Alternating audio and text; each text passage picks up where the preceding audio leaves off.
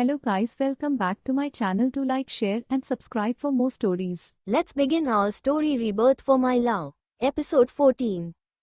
विनय की चीखें उस पूरे कमरे में गूंज रही थी। जहरीले कीड़ों ने उसके शरीर को नोचना शुरू किया था, जिस वजह से उसकी जोर जोर की चीखें उस रूम से बाहर आसानी से सुनाई दे रही थी। पर उसकी उन चीखों से बाहर खड़े किंग के गार्ड को रत्ती भर की भी दया नहीं आई। कुछ ही समय उस रूम से आ रही चीखों की आवाज रुक गई थी। विनय इस दुनिया से रुखसत हो गया था। वही किंग वहां से सीधा मेहरा मेंशन के लिए निकल गया। इस वक्त वो बैक सीट पर बैठा था। अपनी आंखें बंद करके वो सीट से टेक लगाकर बैठा था। इस वक्त उसके चेहरे पर से वो क्या सोच रहा है, इस बारे में कुछ भी पता नहीं चल रहा था। शिव यानी कि किंग ने खुद के इमोशन को दूसरों से छुपाना आसानी से सीख लिया था। कोई भी कभी भी इस बारे में नहीं जान सकता था कि वो कब क्या सोच रहा है। उसके चेहरे पर कभी भी कोई एक्सप्रेशन नहीं होते थे। वो बस अपनी फैमिली के सामने ही इमोशन शो करता था, और खासकर वो श्रेया से अपने कोई भी इमोशन छुपा नहीं पाता था। इस वक्त शिव के दिमाग में बेहद खुश एक साथ चल रहा था। उसका मन शांत नहीं था। उसे इस वक्त सुकून की सख्त जरूरत थी, इसलिए वो उस खंडर से निकलकर सीधा मेहरा विला की तरफ चल पड़ा था, जहां पर उसकी जान थी। कुछ ही समय में शिव की कार और उसके पीछे आ रही बॉडीगार्ड की कार मेहरा विला के आगे आकर रुक जाती है। कार के रुकते ही शिव का personal guard Nandish front seat से उतरकर पीछे का गेट खोलता है। शिव कार के रुकते ही अपनी आंखें खोलता है और अपने एक्सप्रेशन लेस चेहरे के साथ कार से उतर जाता है और मेहरा विला के अंदर एंटर करता है, जहां पर पहले से ही सारी मेहरा फैमिली उसका इंतजार कर रही थी। शिव को देखकर आदित्य, जो उसी का वेट कर रहा था, उसका हाथ पकड़कर अपने साथ सोफे पर बिठा देता है और उसके साथ बात करने लगता है। तभी वहां पर रणविजय जी आते हैं। शिव उनको देखकर अपने जगह से उठकर उनके पैर छूने लगता है, तो राजविजय से उसको कंधों से पकड़कर नम अपना सर हिलाते हैं और उसके अपने गले लगाते हुए कहते हैं, तुम्हारी जगह पैरों में नहीं बल्कि यह पर है। अपने दिल की तरफ इशारा करते हुए कहते हैं। शिव को रणविजय के गले लगकर बेहद ही अपनेपन का और एक अलग सा ही सुकून मिलता है। को हर बेटे को अपने पिता के गले लगकर लगता है। शिव भी उनकी टाइट हग कर लेता है। उसकी आंखें नम हो गई थी, पर वो अपने आंखों में आई नमी को जल्द ही छुपा लेता है, किसी के देखने से पहले। थोड़ी देर बाद शिव उनके ऐसे ही गले लगे रहने के बाद उनसे अलग होकर सोफे पर बैठ जाता है। आदित्य, रणविजय और शिव तीनों ही एक दूसरे से बातें करने लगते हैं। कुछ ही समय में श्रेया और दिया जी उनके पास आती हैं और उनको डिनर रेडी है, डिनर करने के लिए कहती हैं। शिव की जब नज़र श्रेया पर जाती है तो वो बस एक तक उसको देखता ही रहता। आज वो लग ही रही थी इतनी सुंदर। अभी उसने पिस्ता कलर की सिफोन की साड़ी पहनी थी, साथ में उसने उसके नाम का पूरा श्रृंगार किया था, जिसमें वो बेहद ही खूबसूरत दिख रही थी। सबके साथ डिनर करने के बाद शिव और श्रेया रणविजय, दिया जी और आदित्य से विदा लेकर वहां से सिंघानिया मेंशन के लिए निकल जाते हैं। कार मेहरा विला के में गेट से बाहर निकलते ही शिव कार में पार्टीशन ऑन कर देता है और श्रेया को अपने गोद में बिठाकर अपना चेहरा उसके बालों में छुपा लेता है। श्रेया शिव के बालों में हाथ फिराने लगती है, जिससे शिव को सुकून मिल रहा था। अब उसकी सारी परेशानी दूर हो गई थी। अब उसके चेहरे पर सुकून और सिर्फ सुकून ही दिख रहा था। श्रेया शिव के बालों में हाथ फिरते हुए उससे कहती है, क्या हुआ आपको, आप परेशान दिख रहे हो। शिव श्रेया को अपनी बाहों में और टाइट पकड़ते हुए कहता है, परेशान था पर अब नहीं हूँ। अब आप मेरे पास हो। अब मुझे कोई चिंता और कोई परेशानी नहीं है। अब है तो बस सुकून। इतना कहकर वो श्रेया के बालों से अपना चेहरा निकलकर अपना चेहरा श्रेया के चेहरे के सामने करके श्रेया के गुलाब होठों पर अपने होठ रख देता है। शिव के होठों को अपने होठों पर पाकर श्रेया की आंखें अपने आप शिव के एहसास से बंद हो जाती हैं। शिव भी अपनी आंखें बंद करके श्रेया के होठों को प्यार से किस कर रहा था, जिसमें श्रेया भी उसका साथ दे रही थी, जिससे उनकी किस पैशनेट किस में बदल जाती है।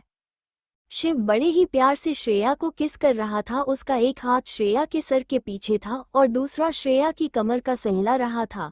शिव श्रेया के होठों को किस करते करते उसके होठों को खोलकर उसके मुंह में अपनी जीभ एंटर करके श्रेया के मुंह को एक्सप्लोर करने लगता है। दोनों की जीभ एक दूसरे से उलझी हुई थी।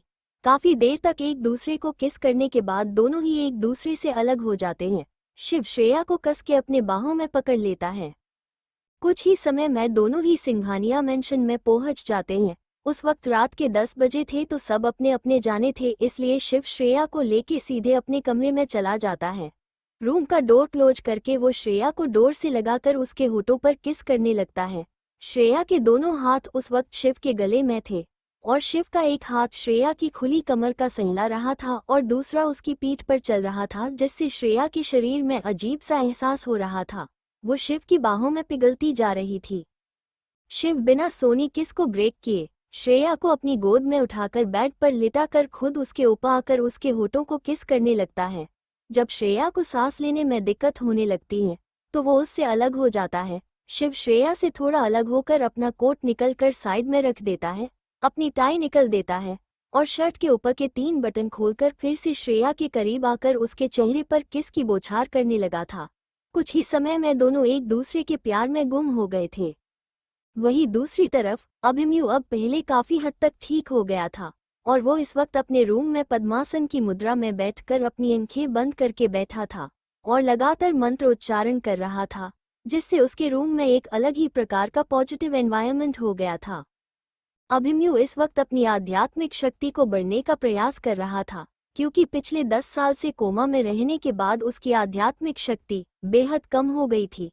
इसलिए इस वक्त सबसे पहले उसको खुद की आध्यात्मिक शक्ति को बढ़ाना था, जिससे वो अपनी शक्तियों का आसानी से इस्तेमाल कर सके।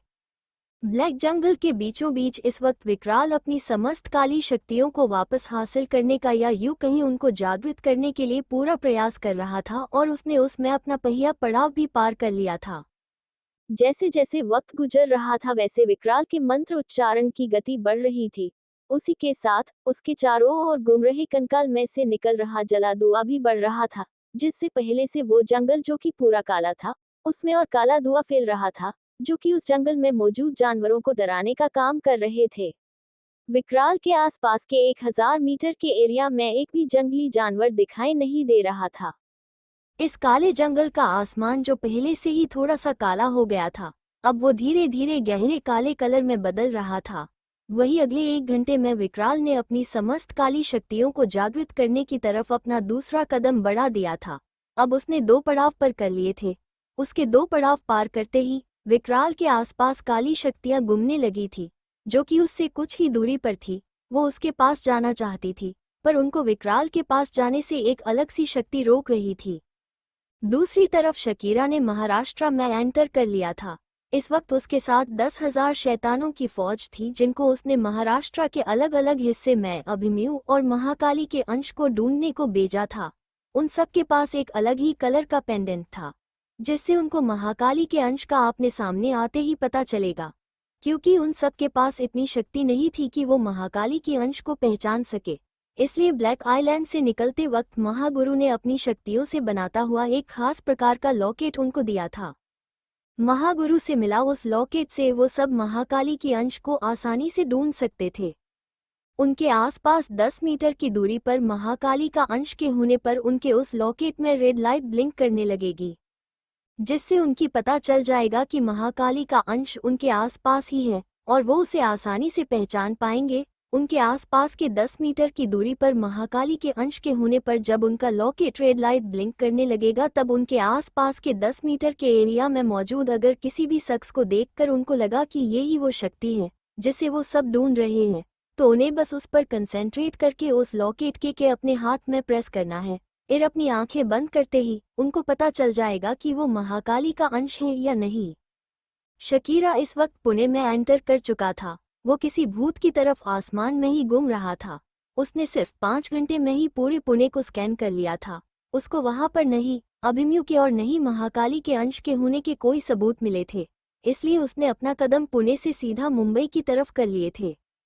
शकीरा मुंबई की तरफ बढ़ रहा था और जैसे जैसे वो मुंबई की तरफ बढ़ रहा था वैसे वैसे मुंबई के एनवायरनमेंट में भी तेजी से बदल दिखाई देने लगे था। अचानक आसमान में काले बादल मंडराने लगे थे।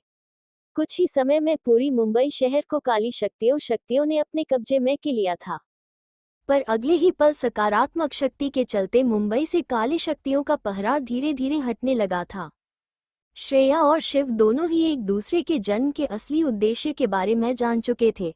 दोनों को ही पता चल गया था कि वो दोनों ही पृथ्वी पर मौजूद लोगों से अलग हैं। उनके पास शक्तियां थी जिससे उनको पृथ्वी पर मंडरा रहे सबसे बड़े खतरे को और उनके जन्मों जन्मों के दुश्मन इस जन्म में हराना था, उसका खात्मा करना था, जिसके लिए उन दोनों की शक्तियों को एकत्रित करके को सबसे बड़ी शक्ति निर्माण होगी, वो ही विकराल का अंत कर सकती है।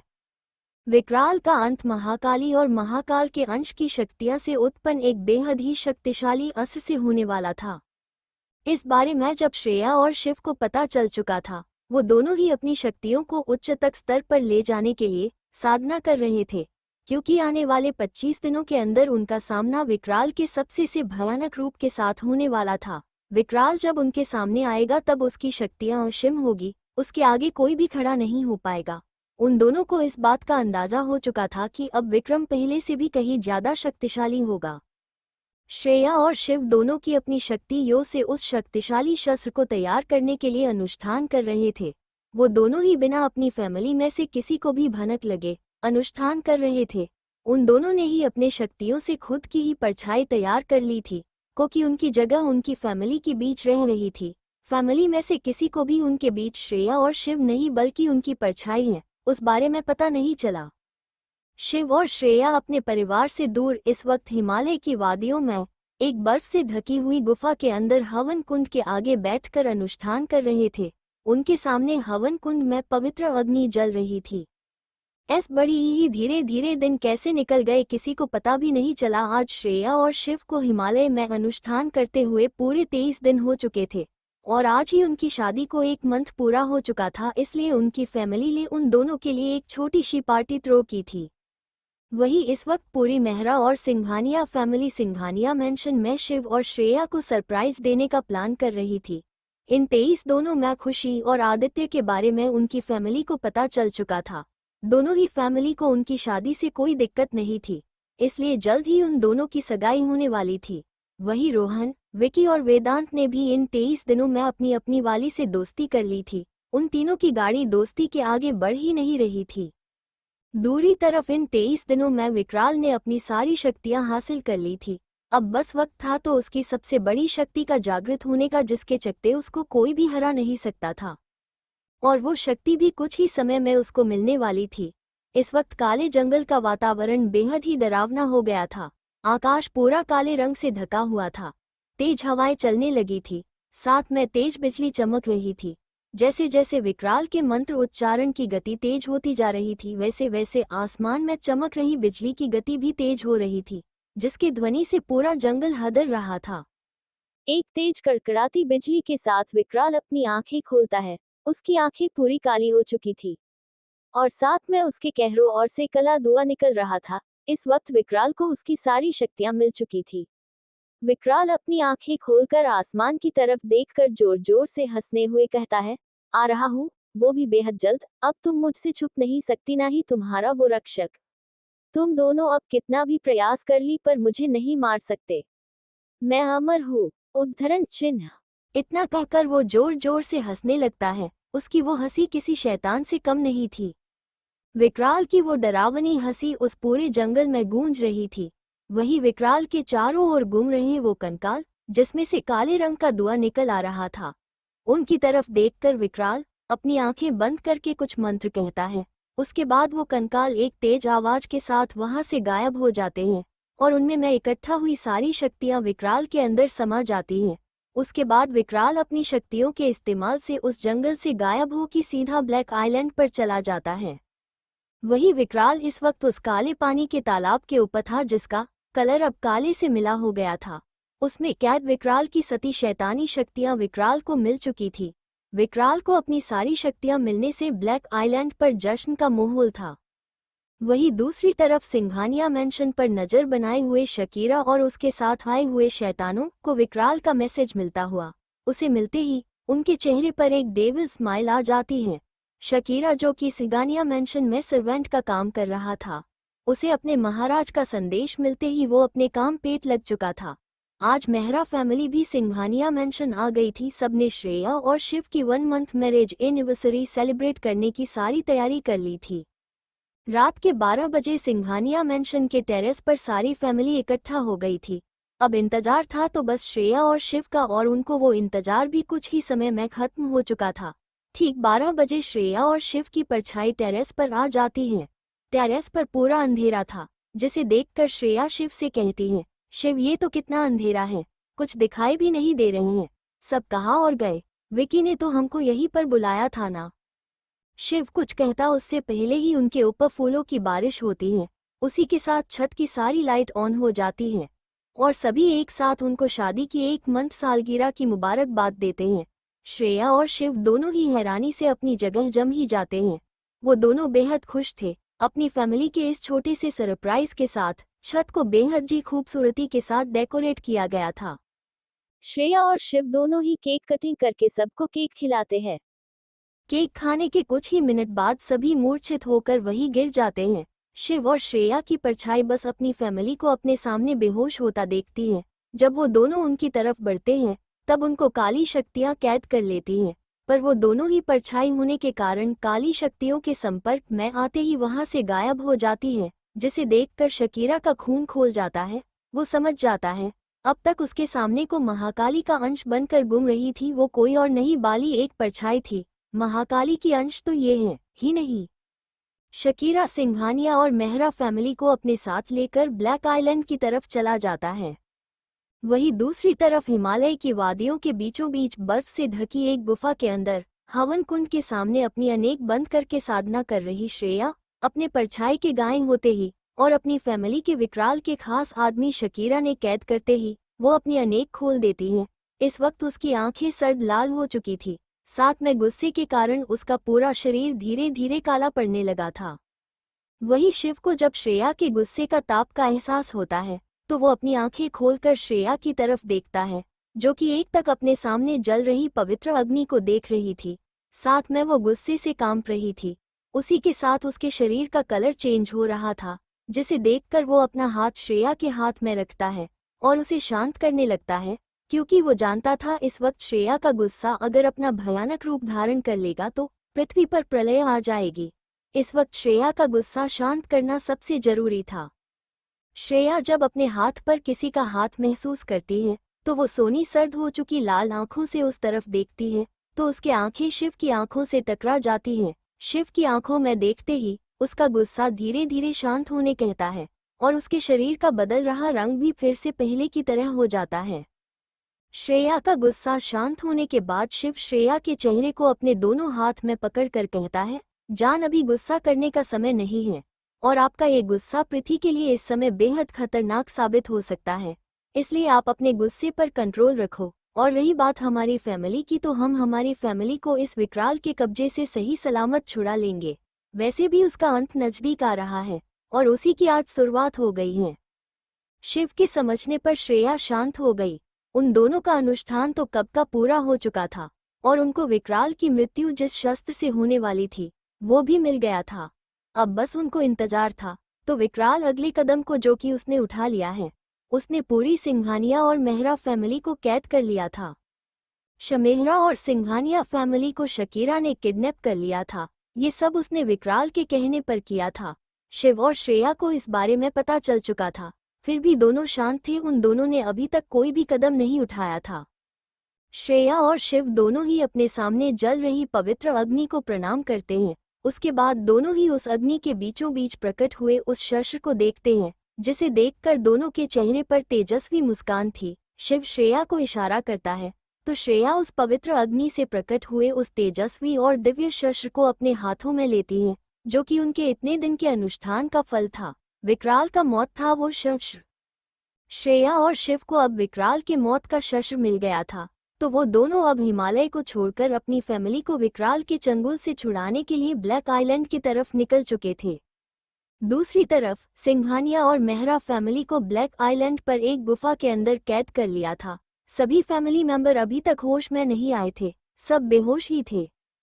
शकीरा इस वक्त विकराल के सामने उसके कक्ष में मौजूद था। वही विकराल शकीरा के इस महाकाली के प्रिय परिवार को बंदी बनाकर ब्लैक आइलैंड पर लाने पर बेहद खुश था, पर जब उसको पता चला कि वो महाकाली का अंश जो कि उसके मौत का कारण बनेगा उसे शकीरा नहीं ला पाया तो वो गुस्से में आ गया था। पर वक्त रहते ही राजकुमारी सितारा ने उसको संभाल लिया था। जिस विकराल के क्रोध से शकीरा बच गया वो बेहद ही प्यार से राजकुमारी सितारा की तरफ देख रहा था।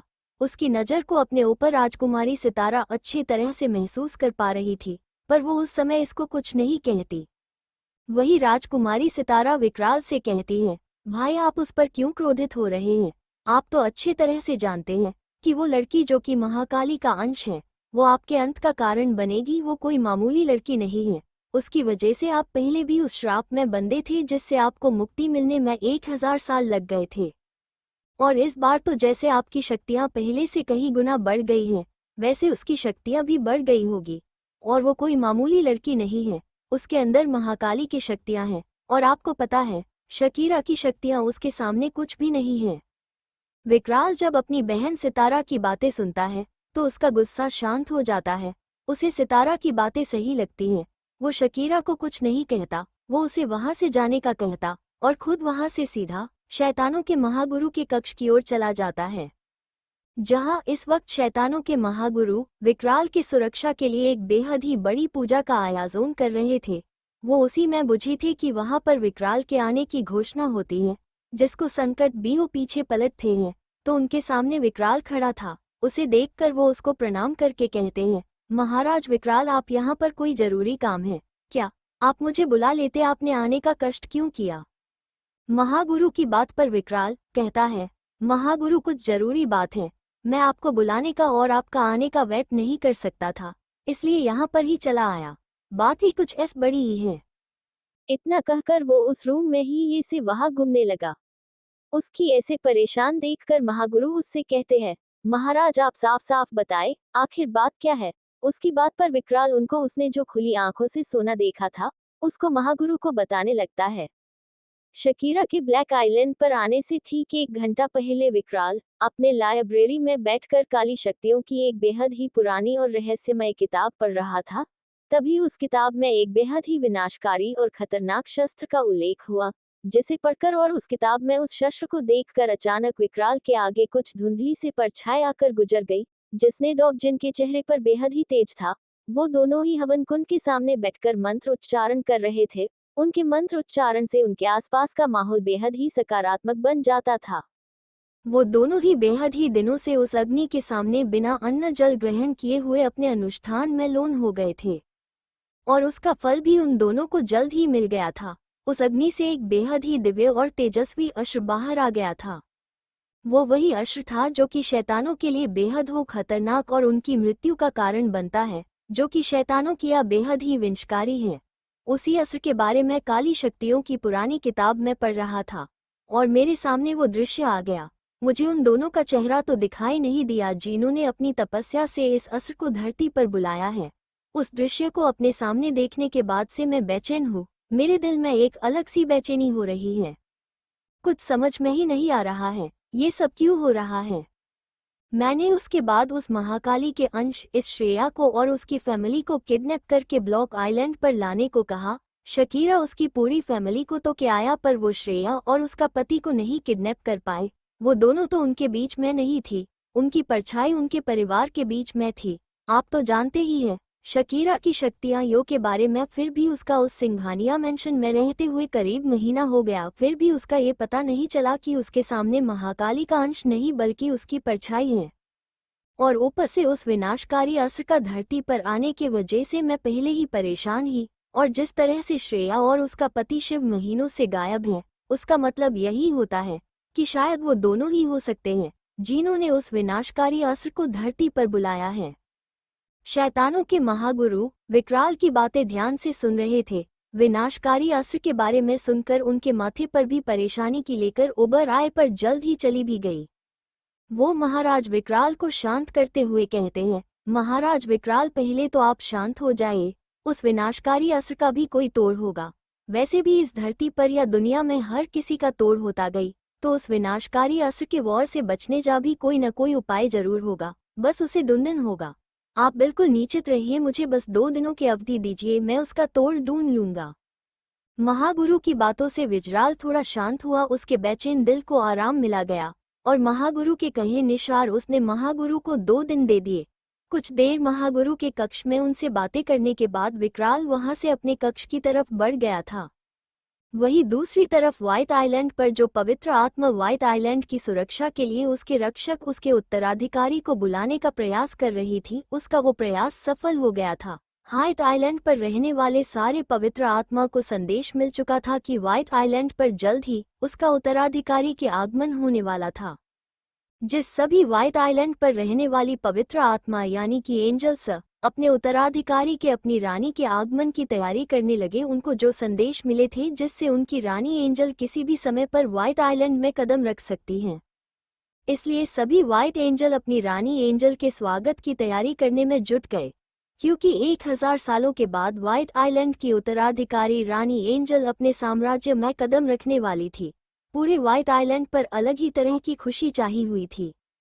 वहीं दूसरी तरफ समुंदर के बीचों बीच श्रेया और शिव इस वक्त तेजी से ब्लैक आइलैंड की तरफ बढ़ रहे थे कि तभी अचानक उनके सामने उस समुद्र से विशालकाय जानवर बाहर आता है, जो कि एक बेहद ही जहरीला स्नैक था। वो आम स्नैकों से अलग था। पृथ्वी पर जो स्नैक पाए जाते थे उनकी तुलना में ये स्नैक 100 गुना बड़ा था। श्रेया और शिव ने इस वक्त ब्लैक समुद्र में एंटर किया था, जो कि पृथ्वी का हिस्सा नहीं था, पृथ्वी से अलग था। बस उसके अंदर एंटर करने का द्वार हिंदी महासागर से होकर गुजरता था। ब्लैक समुद्र में और हिंदी महासागर में कोई भी अंतर नहीं था, बस पानी का कलर काला था और उसमें बेहद ही जहरीले विशालकाय जानवर पाए जाते थे। पृथ्वी पर रहने वाले किसी भी जीव को इस बारे में पता नहीं था कि पृथ्वी से भी अलग एक दुनिया है, जिसका द्वार पृथ्वी से होकर ही गुजरता है। वो दुनिया अदृश्य है।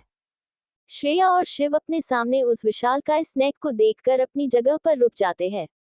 वही वो विशालकाय स्नैक उनका रास्ता रोके हुए था और अपनी लाल आंखें से उन दोनों को ही घूर रहा था। उसकी लाल आंखों में उसकी मंशा आसानी से पता लग रही थी। वो श्रेया और शिव की जान लेना चाहता था, जिसका आदेश उसको उसके मालिक से मिला था।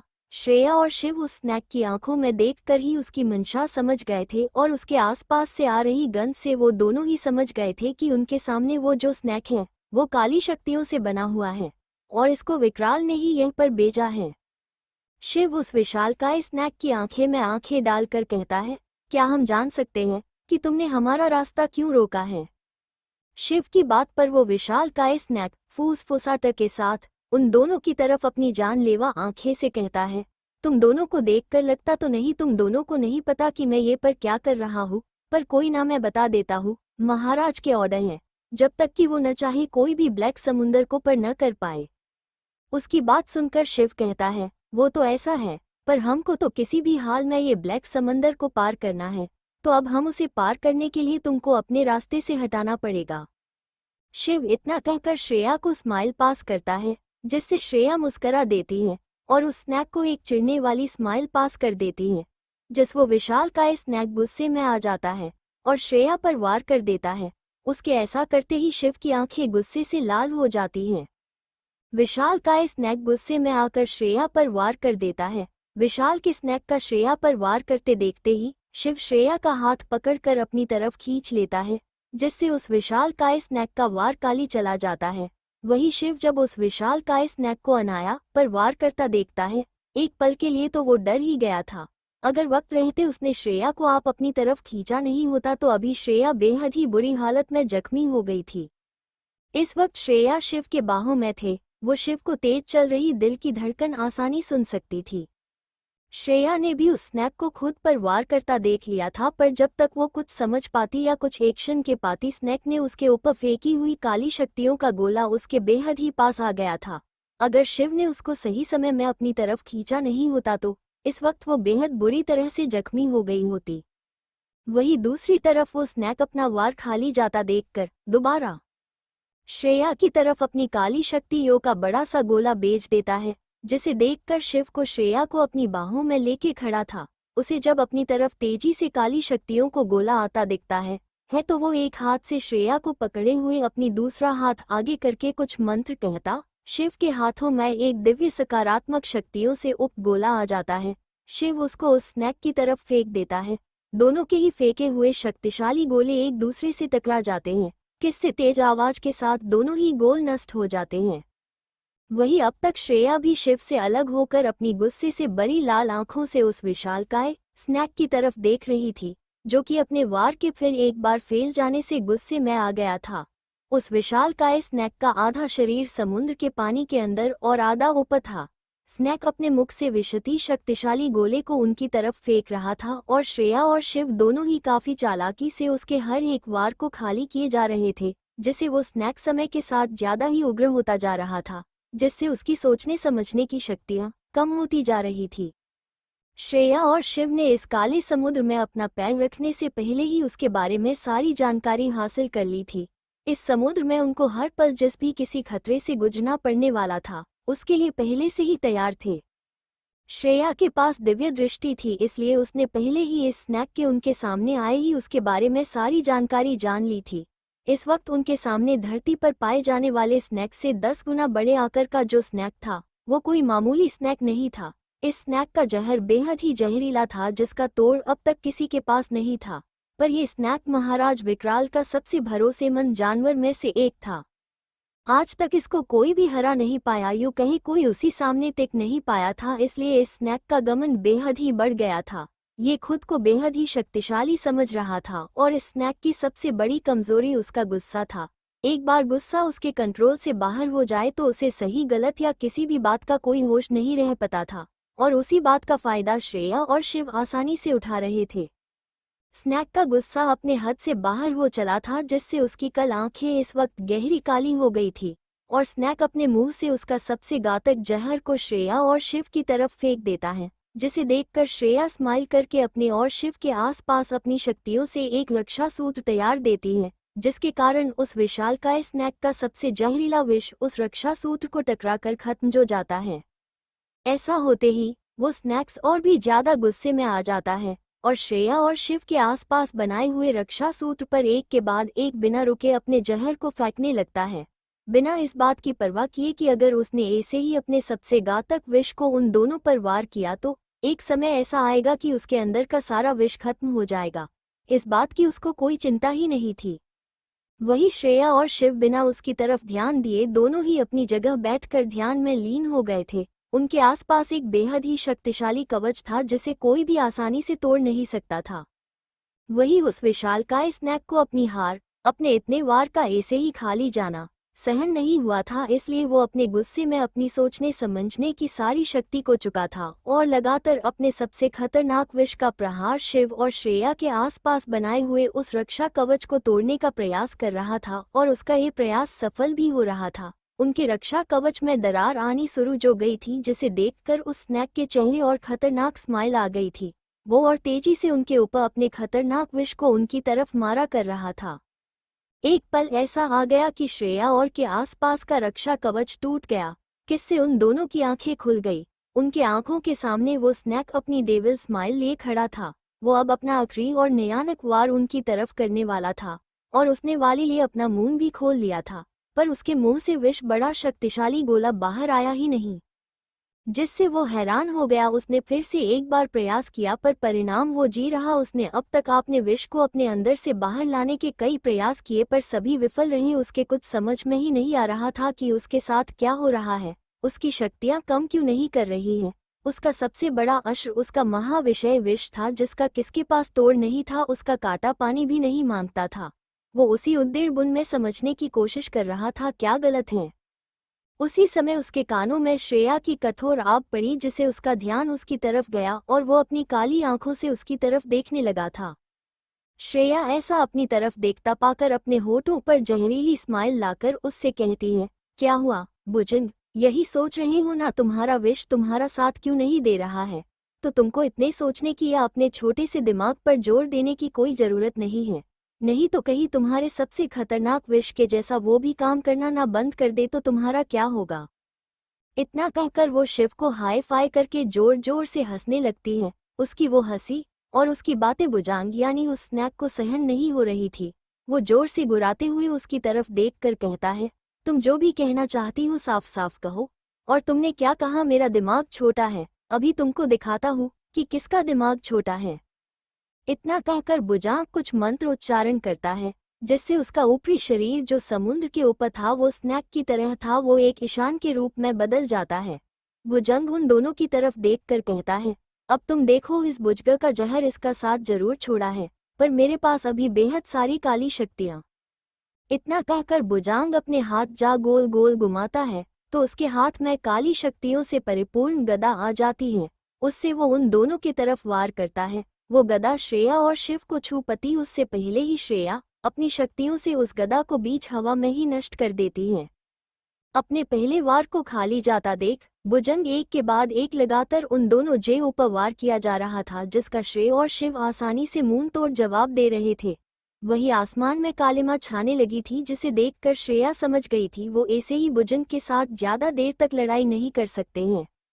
एक बार अंधकार हो जाए तो बुजंग की शक्तियां अपने चरम और होगी और साथ में उसका खत्म हो चुका विष फिर से उसके पास होगा और उसे जल्द ही बुजंग को मारकर आगे बढ़ना था। दोनों ही नहीं जानते थे कि इस वक्त उनकी फैमिली किस हालत में होगी। विकराल ने उनके साथ क्या किया होगा। उनको जल्द से जल्द अपनी फैमिली को विकराल के चंगुल से छुड़ाना था। पूरा एक दिन हो गया था उनको किडनैप किए हुए। श्वेता शिव की तरफ देखती है और उसे आंखों ही आंखों में कुछ इशारा करती है। उसके इशारे को समझकर श्रेया और शिव एक साथ अपनी आंखें बंद कर कुछ मंत्र कहते हैं तो उनके हाथ में दो अलग अलग शक्तियों का गोला था, जिसे वो दोनों एक साथ बुजंग की तरफ फेंकते हैं। बुजंग अपने पास आ रही उस दिव्य शक्तियों को देखकर अपने जगह पर जम जाता है। उसे आगे क्या करे कुछ समझ ही नहीं रहा था। वो पूरी तरह से ब्लैक हो गया था।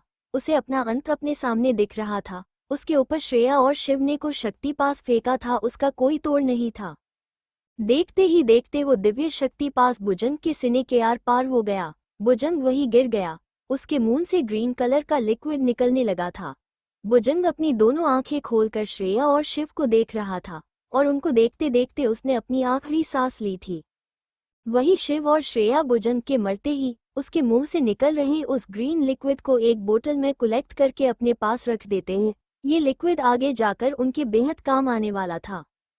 वही दूसरी तरफ ब्लैक आइलैंड के कारागृह के एक कमरे में किसी को जंजीरों से बांध कर रखा था और दो शैतान उसके उपकोड़े बरसाए जा रहे थे, जिससे जंजीरों से बंधे हुए शख्स की दर्दबारी चीखें उस पूरे कारागृह में गूंज रही थी, जिसे सुनकर उस कारागृह में कैदी डर के मारे कांप रहे थे।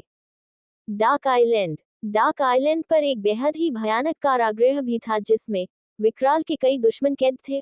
उसी कारागृह के एक रूम में एक कैदी को जंजीरों से बंधा हुआ था। उस कैदी की अवस्था बेहद ही खराब थी।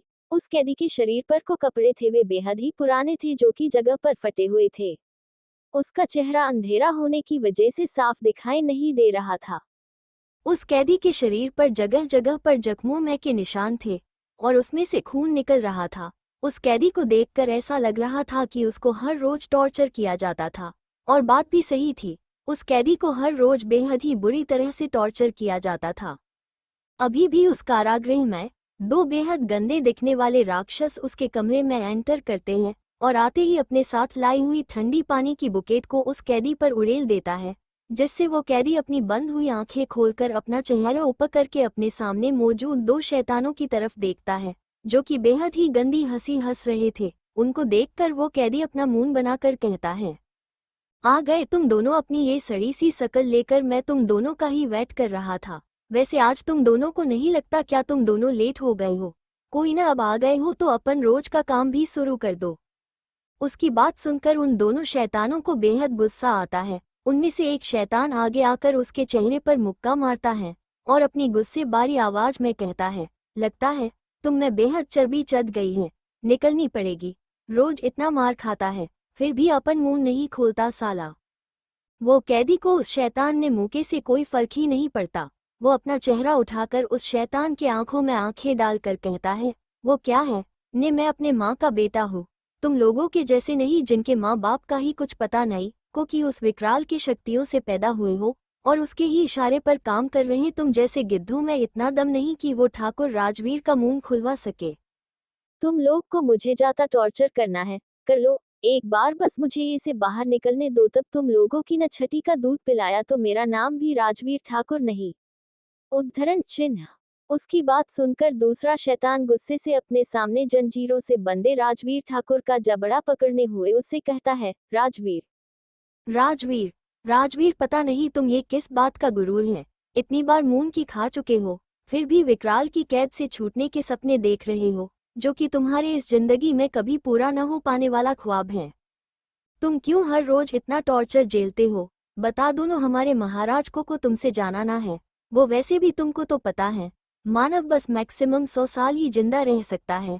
मेरी मानो तो विकराल के लिए काम करोगे तो तुम जब तक चाहो तब तक इस दुनिया में जीवित रह सकते हो, ऊपर से तुम्हें शक्तियां मिलेगी, वो बात है। उसकी बात सुनकर राजवीर जोर जोर से हंसने लगता है, जैसे उसका मजाक उड़ा रहा हो। राजवीर अपनी हंसी कंट्रोल करते हुए कहता है, तुम लोगों को जो कहना कहो, मैं बेहद ही जकड़ ये से आज़ाद हो जाऊंगा और सबसे पहले तुम दोनों को एक भयानक मौत दूंगा और मुझे इंसान ही रहने दो। मुझे तुम लोगों के जैसे शैतान बनकर 100 साल से ज्यादा जीने की ख्वाहिश नहीं है।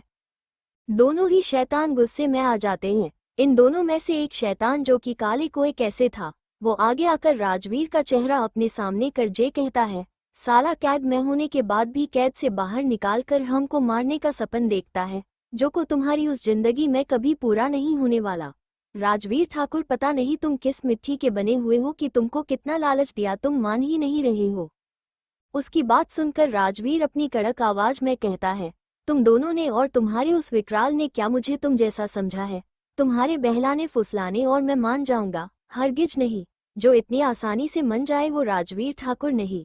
तुम दोनों और तुम्हारा वो विकराल भी देखेगा कैसे मैं तुम्हारे ही सामने से तुम्हारे इस कैद से आजाद हो जाऊंगा। राजवीर की बातें सुनकर उन दोनों शैतानों को राजवीर और बेहद गुस्सा आ रहा था। वो हर बार उनके महाराज का अपमान कर रहा था, इसलिए वो दोनों पास में पड़ा एंटर उठाकर राजवीर को मरने लगते हैं, जिससे राजवीर की दर्दनाक चीखें उस कमरे में गूंज जाती हैं। साथ में पूरे कारागृह में भी उसकी चीखें सुनाई दे रही थी। वही राजवीर को जहां पर कैद किया था, उससे कुछ ही दूरी पर एक बड़े से कारागृह के कमरे में पूरी सिंघानिया और मेहरा फैमिली थी, जिन्हें अब तक होश आ चुका था और उनको पता चला गया था कि वो विकराल नाम के व्यक्ति के कैद में है। इससे ज्यादा उनको ज्यादा कुछ भी पता नहीं था। सभी डरे हुए थे। उनके कान में जब किसी की दर्दनाक चीखें पड़ती हैं तो सभी डर जाते हैं। खुशी तो डर के मारे रोने लगती गई, जिसे आदित्य अपने गले लगाकर शांत करने की कोशिश कर रहा था। वहीं दूसरी तरफ श्रेया और शिव बुजन को मारकर आगे बढ़ रहे थे। श्रेया और शिव ब्लैक आइलैंड से कुछ ही दूरी पर थे। अब तक उनके रास्ते में कोई नहीं आया था, जिससे उनको थोड़ा आश्चर्य होता है। वो दोनों सतर्क हो जाते हैं। वो अब ब्लैक आइलैंड के पास आकर कोई भी रिस्क नहीं लेना चाहते थे।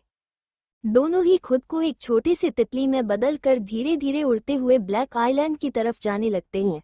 वहीं दूसरी तरफ विकराल को अपने सबसे खास वफादार पालतू जानवर बुजन के मरने की खबर मिल चुकी थी, जिससे वो बौखला गया था और इसी के साथ उस तक ये खबर भी पहुंच गई थी।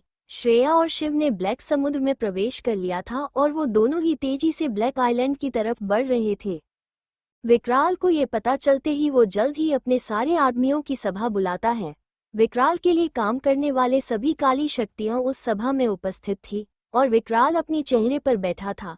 इस वक्त उसका ऑरा बेहद ही खतरनाक था, जो किसी को भी उसके आगे सर उठाने की मंजूरी नहीं देता था।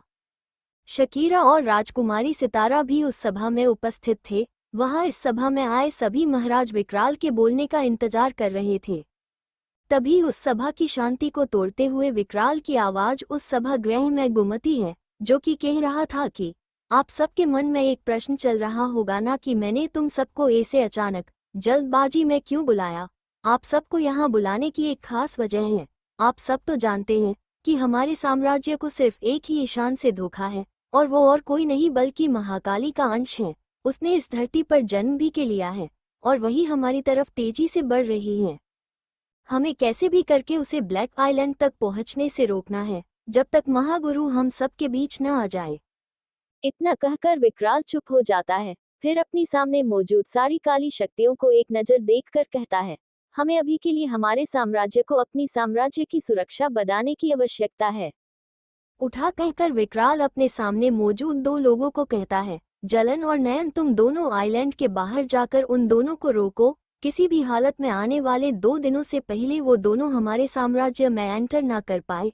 और एक बात का खास ख्याल रखना, वो दोनों किसी भी बेस में हो सकते हैं, तो तुमको कोई भी शक्ति का अपने आसपास होने का एहसास हो तो तुम उसे पकड़ लेना। कोई भी गलती नहीं होनी चाहिए। उन दोनों को तुमको छल से कैद करना है। विकराल की बातों को जलन और नयन अच्छी तरह से समझ रहे थे। दोनों ही अपना सर झुका कर कहते हैं, आप बिल्कुल निश्चित रहिए महाराज, हम संभाल लेंगे। जल्द ही वो दोनों आपके सामने होंगे। क्योंकि अभी तक हमारे छल से कोई बचा नहीं और नहीं जलन के जाल से कोई निकल पाया है, तो आप हमारी तरफ से बेफिक्र रहिए। उन दोनों की बात सुनकर विकराल के चेहरे पर मुस्कान आ जाती है। वो कहता है, मुझे तुम दोनों से इसी चीज को उम्मीद है, आशा है, तुम दोनों मुझे निराश नहीं करोगे। जलन कहती है, महाराज, आज तक आपने हमें सौंपा हुआ काम कभी अधूरा रहा है, कभी हमने आपको निराश किया है क्या? तो उस बार भी हम आपको निराश नहीं करेंगे। नयन कहता है, जलन बिल्कुल ठीक कह रही है महाराज, अब हम दोनों को जाने की आज्ञा दीजिए। विजरक बस अपना हाथ से इशारे से उन दोनों को वहां से जाने की आज्ञा दे देता है। उन दोनों के जाते ही विकराल सेनापति तानसेन को पूरे आइलैंड की सुरक्षा बढ़ने का आदेश देता है। उसके बाद वो वहां मौजूद सभी काली शक्तियों के साथ मिलकर आगे होने वाले युद्ध के लिए एक बेहद ही खतरनाक चक्रव्यूह बनाता है, जिसमें एक बार दुश्मन फंस जाए तो उसमें से बाहर निकलना उसके लिए बेहद ही कठिन है। कुछ ही देर में सारे जरूरी प्रश्नों पर चर्चा करने के बाद सभागृह से सभी चले जाते हैं। सभागृह में अभी बस राजकुमारी सितारा, शकीरा और विकराल ही मौजूद था।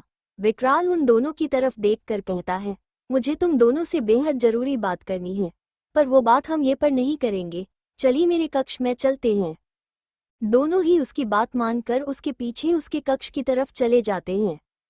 कालकेय के भव्य कक्ष में विकराल इस वक्त अपने सिंहासन पर बैठा था और उसके सामने रखे 2 सिंगल सोफा चेयर पर सितार और शकीरा बैठे थे। दोनों ही विकराल की तरफ देख रहे थे, उसके बोलने का इंतजार कर रहे थे। विकराल उन दोनों की तरफ देखकर कहता है, शकीरा, तुम और सितारा दोनों को ही अपना वेश बदल कर कारागृह में जाकर श्रेया को फैमिली को अपने वश में करना है, और मुझे पता है ये काम तुम दोनों आसानी से कर सकते हो।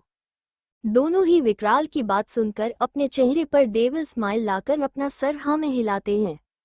विकराल शकीरा और अपनी बहन राजकुमारी सितारा को श्रेया के फैमिली को अपवश में करने के लिए कहता है। उसकी बात पर दोनों ही अपना सर हाँ में हिलाते हैं। इस वक्त उन दोनों के चेहरे पर डेविल स्माइल आ जाती है। उन दोनों को देखकर ऐसा लग रहा था कई दिनों बाद उन दोनों को उनके मनपसंद का कोई काम मिला था।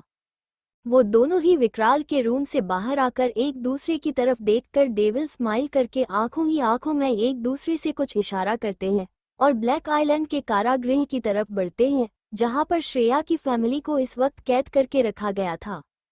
शकीरा और सितारा दोनों इस कुछ ही समय में कारागृह में मौजूद थे। वो दोनों ही जहां पर सिंघानिया और मेहरा फैमिली कैद थी, उस रूम के बाहर खड़े थे। दोनों ही एक दूसरे की तरफ देखते हैं, फिर उस रूम का डोर खोलकर उस रूम में एंटर करते हैं और अपनी सामने मौजूद सिंघानिया और मेहरा फैमिली को देखने लगते हैं। वही उस कमरे का डोर खुलते ही मेहरा फैमिली और सिंघानिया फैमिली की नज़र भी उस तरफ चली गई थी। सभी हैरानी से अपने सामने खड़े 2 लोगों को देख रहे थे, जिनका पहनावा पुराने जमाने का लग रहा था। वही उन दोनों को देखकर आदित्य अपनी जगह से खड़े होकर उन दोनों से कुछ ही दूरी पर खड़ा हो जाता है और अपने आंखों में ढेर सारा गुस्सा लेकर इन दोनों की तरफ देखकर कहता है, तुम लोगों ने हमें ये पर क्यों कैद किया है, और मेरी बहन और शिव कहाँ पर हैं? तुम दोनों जानते भी हो तुम लोगों ने किसी कैद किया है।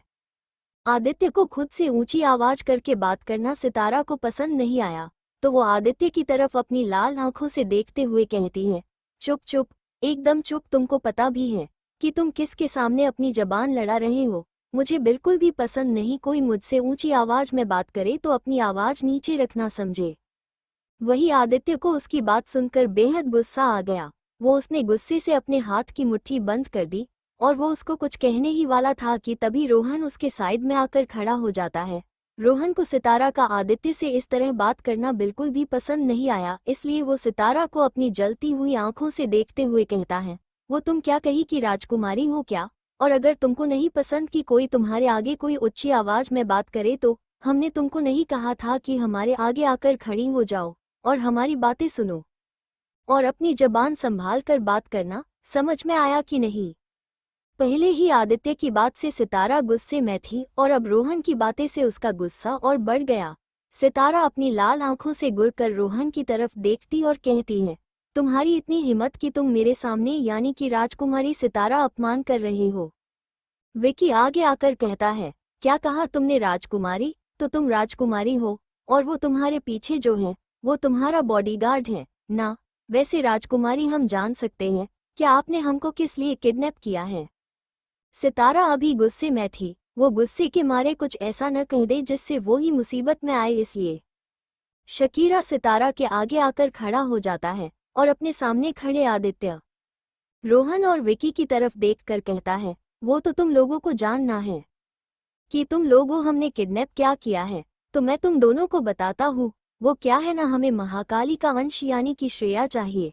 वो हमारे महाराज के लिए सबसे बड़ा खतरा है, तो हमको उसको इस दुनिया से अलविदा करना है। इसलिए महाराज विकराल के कहने पर मैंने तुम सबको उठा लिया, पर तब ही मुझे पता चला कि श्रेया और उसका पति शिव, जिसका तुम लोग 1 मंथ एनिवर्सरी सेलिब्रेट कर रहे थे, वो तो तुम लोगों बीच मौजूद ही नहीं थे। उनके बीच तो उनकी परछाई थी और वो दोनों पता नहीं कहाँ पर छुप कर बैठे हैं।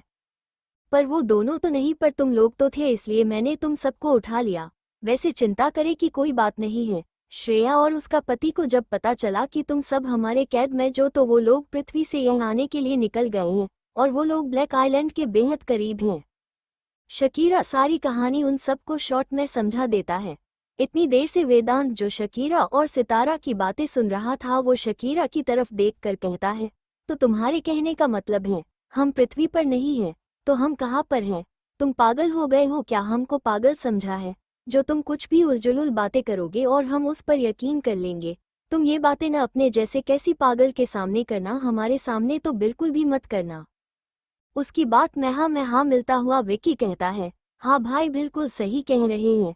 वैसे भी तुम दोनों ऐस बड़ी ही पुराने जमाने की कपड़े पहनकर हमारे सामने आएंगे और ऐस बड़ी ही उलझुल बातें करेंगे तो हम तुम पर विश्वास करेंगे, तो ये तुम दोनों की गलतफहमी है। वही शकीरा की बातें सुनकर और उन दोनों की वेशभूषा को देखकर रणविजय जी को कुछ कुछ समझ आ रहा था, क्योंकि वो श्रेया के बारे में सब जानते थे। उसके पास शातिया है, इस बारे में भी, और उनका खुद का रिबॉर्न हुआ है, तो वो समझ गए थे कि उनके आगे जो दो लोग खड़े हैं दोनों ही सही कह रहे हैं। वो इस वक्त पृथ्वी पर नहीं बल्कि पृथ्वी से बेहद दूर एक आइलैंड पर है, जिसका रास्ता पृथ्वी से होकर गुजरता है, और ये आइलैंड पृथ्वी की तरह ही एक दुनिया है जहाँ पर बुरी शक्तियाँ वास करी हैं, जो कि एक अदृश्य दुनिया है जिसके बारे में पृथ्वी पर रहने वाले किसी भी इंसान को कोई आइडिया नहीं थी। वही कबीर सिंघानिया और ऋषभ सिंघानिया के तो कुछ समझ में ही नहीं आ रहा है कि उनके साथ क्या हो रहा है।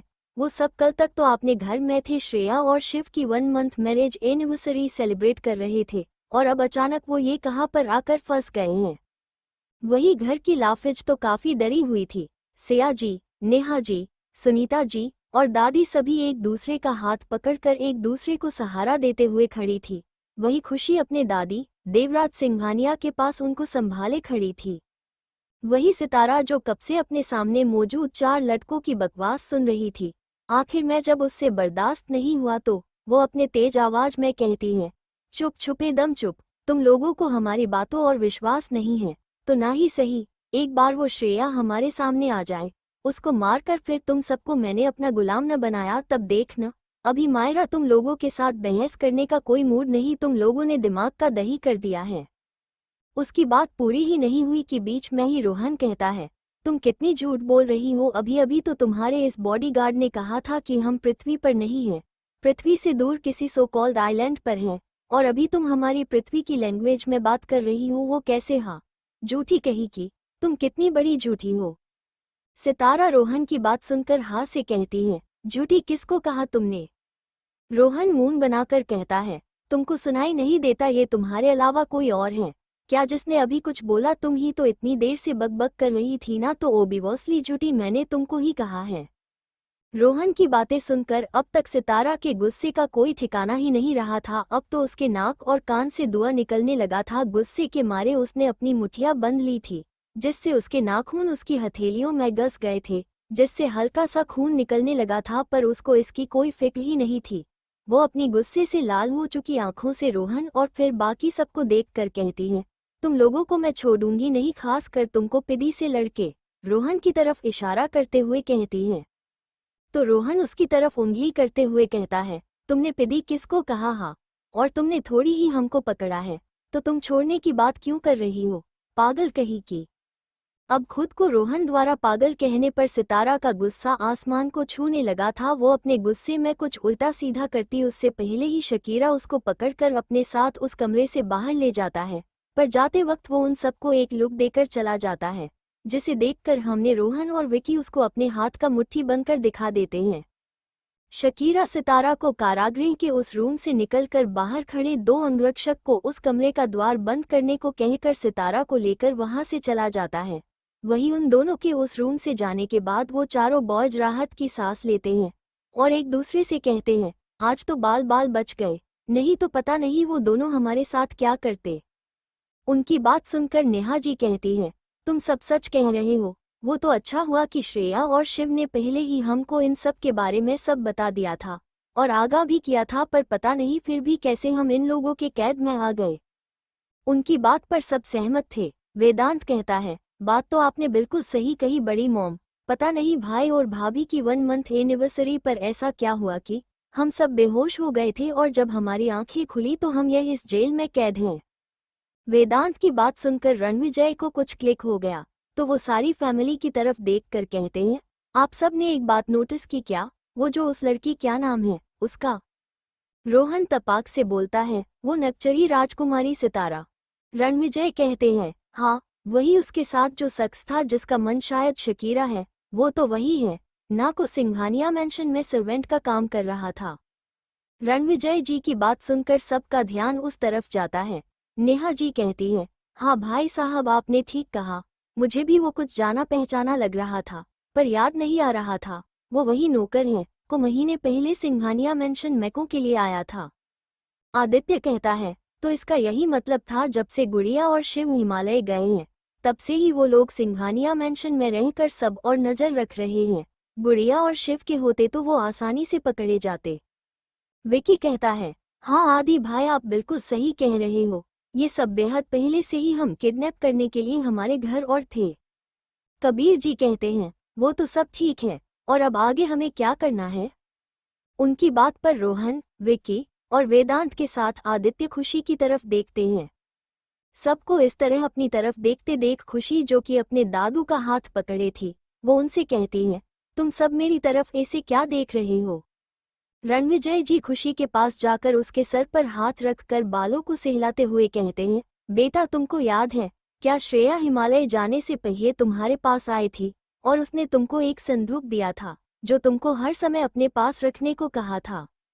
रणविजय जी की बात सुनकर खुशी अपना सर हाँ में हिलाते हुए कहती है, अंकल भाभी मेरे पास आई थी और उनने मुझे एक संदूक भी दिया था और साथ में उनने कहा था कि जब हम किसी प्रॉब्लम में फंस जाए और कोई रास्ता न मिले तो वो संदूक खोल ले, हुए रास्ता मिल जाएगा। आदित्य खुशी के सामने आकर खड़ा होता है और कहता है, वो संदूक कहाँ पर है? खुशी आदित्य की तरफ देखकर कहती है, वो संदूक तो मैं हमेशा अपने साथ लेकर घूमती हूँ। इतना कहकर वो अपने गले में पहनी हुई चैन निकलकर आदित्य को देखती है। आदित्य एक नज़र खुशी की तरफ देखता है, फिर उसके हाथ में मौजूद चैन को, जिसे देखकर वो अपने एक हाथ से अपना माथे पर रब करता है और खुशी से कहता है, डॉल आप मुझे ये चैन क्यों दिखा रही हो? गुड़िया ने तुमको संदूक दिया था ना, तो वो कहाँ है? वही रोहन खुशी के हाथ में पकड़ी हुई चैन को अपने हाथ में लेकर कहता है, छुटकी तुमको भाभी ने संदूक दिया था, तुमको उसे दिखाने को कहा था, ना कि तुम्हारी इस चैन को। विकी कहता है, कहीं तुम संदूक घर और तो नहीं चोदाई? वेदांत कहता है, पता नहीं भाभी ने संदूक तुमको ही क्या दिया, अगर देना होता तो हम में से किसी की देती ना। खुशी जी कब से अपने भाई और आदित्य की बातें सुन रही थी, उसे अब गुस्सा आने लगता है। वो तेज आवाज में कहती है, आप सबका हो गया तो मैं कुछ बोलूं, आप मुझे बोलने देंगे या नहीं? उसकी बात सुनकर सभी शांत हो जाते हैं। कबीर जी कहते हैं, तुम सभी शांत हो जाओ, खुशी तुम बताओ वो संदूक कहाँ है? खुशी अपने डैड और बाकी सारे घर वालों की तरफ देखकर कहती है, डैड वही तो मैं बता रही थी, पर बीच में ये सब शुरू हो गए। खुशी रोहन के हाथ से अपनी चैन छीनती है और उस चैन में जो छोटा सा लॉकेट था उसकी तरफ इशारा करके कहती है, ये रहा वो संदूक जो भाभी ने मुझे दिया था। सबकी नज़र खुशी के चैन के लॉकेट पर जाती है, जो कि संदूक का मिनी वर्जन था, जिसे देखकर नेहा जी कहती है, ये तो इतना छोटा सा संदूक है, ये हमारी क्या मदद करेगा? बाकी सभी उनकी बात पर सहमत होते हुए कहते हैं, बिल्कुल, इस छोटे से संदूक में ऐसा क्या है जो हमारी मदद करेगा? रणविजय जी खुशी के हाथ से चैन लेकर उस संदूक को अपने हाथ में लेकर देखने लगते हैं। वो कहते हैं, अगर गुड़िया ने ये खुशी बिटिया को दिया है तो जरूर उसमें कुछ न कुछ ऐसा है जो हमारी सहायता करने वाला है। आदित्य कहता है, डैड ये तो इतना छोटा संदूक के सेब का लॉकेट है, ये कैसे हमें आगे क्या करना है, कैसे यहाँ से निकलना है, उसका रास्ता दिखाएगा या फिर कैसे उस शकीरा और राजकुमारी सितारा से बचना है, क्योंकि उनके इरादे मुझे कुछ ठीक नहीं लग रहे थे। वो तो अभी हम बाल बाल बच गए हैं, हम उन दोनों के फिर से यहाँ आने से पहले कोई रास्ता ढूंढना होगा। ऋषभ जी जो इतनी देर से चुप खड़े थे वो कहते हैं, हाँ रणविजय भाई, आदित्य बिल्कुल ठीक कह रहा है, हम जल्द से जल्द उन दोनों से बचने का कोई रास्ता ढूंढना होगा, नहीं तो अभी वो लोग जितने गुस्से में गए उससे तो यही लगता है कि वो लोग अगली बार पूरी तैयारी से आकर उनका जो भी मकसद है उसे हर हाल में पूरा करेंगे। रोहन कहता है, हाँ चाचू आप बिल्कुल सही कह रहे जॉन, और वैसे भी मैंने एक बुक में पढ़ा था, राजा महाराजाओं के काल में उनके पास किसी को भी अपने वश में करने की शक्ति होती है, कहीं ये दोनों हूँ अपने वश में करके उनको जो चाहिए वो न हमसे करवा ले, कहीं हम इनके वश में आकर एक दूसरे के हो दुश्मन न बन जाए। रोहन की बात में दम था, उसकी बातें सुनकर सभी सोच में पड़ गए, सभी को अंदर से डर भी लग रहा था। अगर रोहन की बात सच हुई थी आगे क्या होगा।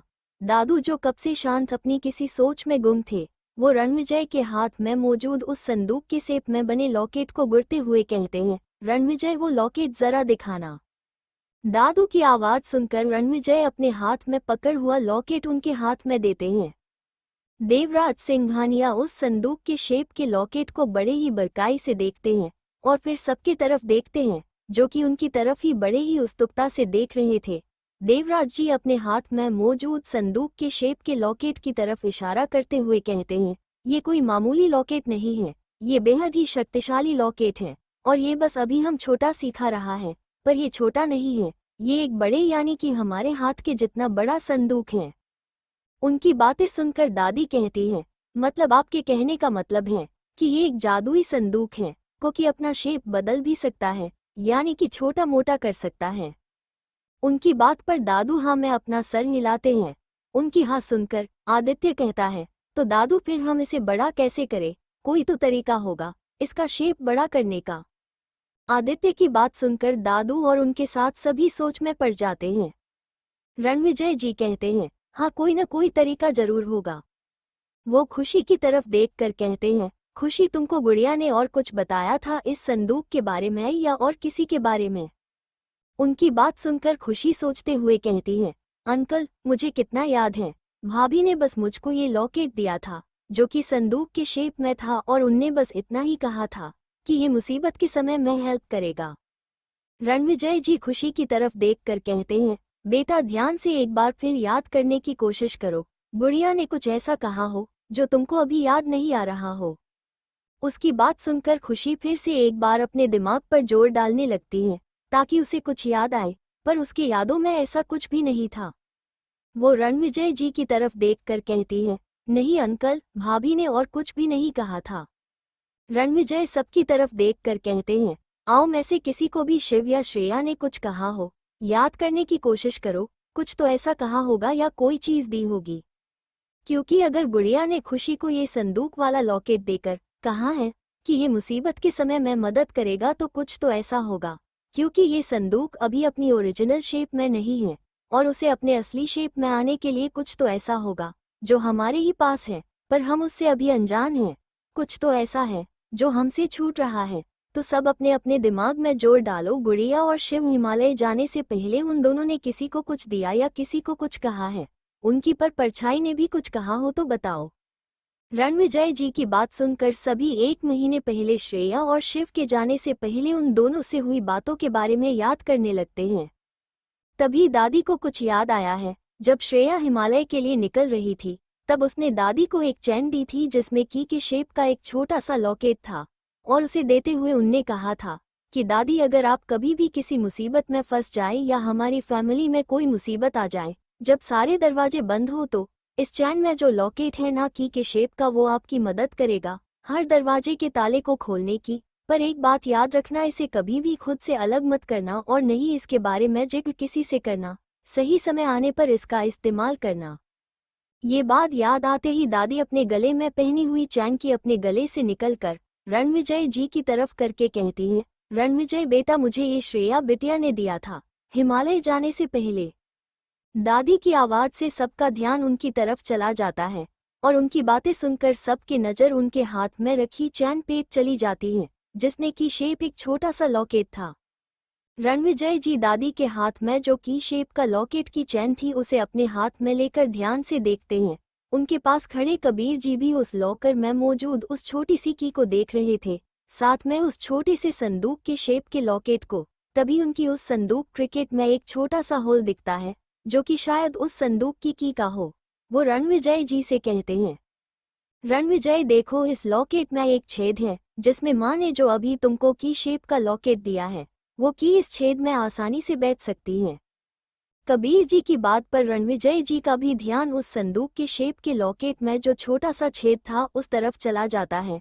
वो उसे देखकर अपने हाथ में मौजूद उस की को उस संदूक के छेद में डालते हैं और उस की को राइट साइड में घुमाते हैं। उनके ऐसे करते ही उनके हाथ में मौजूद उस छोटे से की शेप लॉकेट की साइज बड़ी हो जाती है। अब उनके हाथ में जो छोटा सा संदूक था वो अब उनके हथेली कितना बड़ा हो गया था।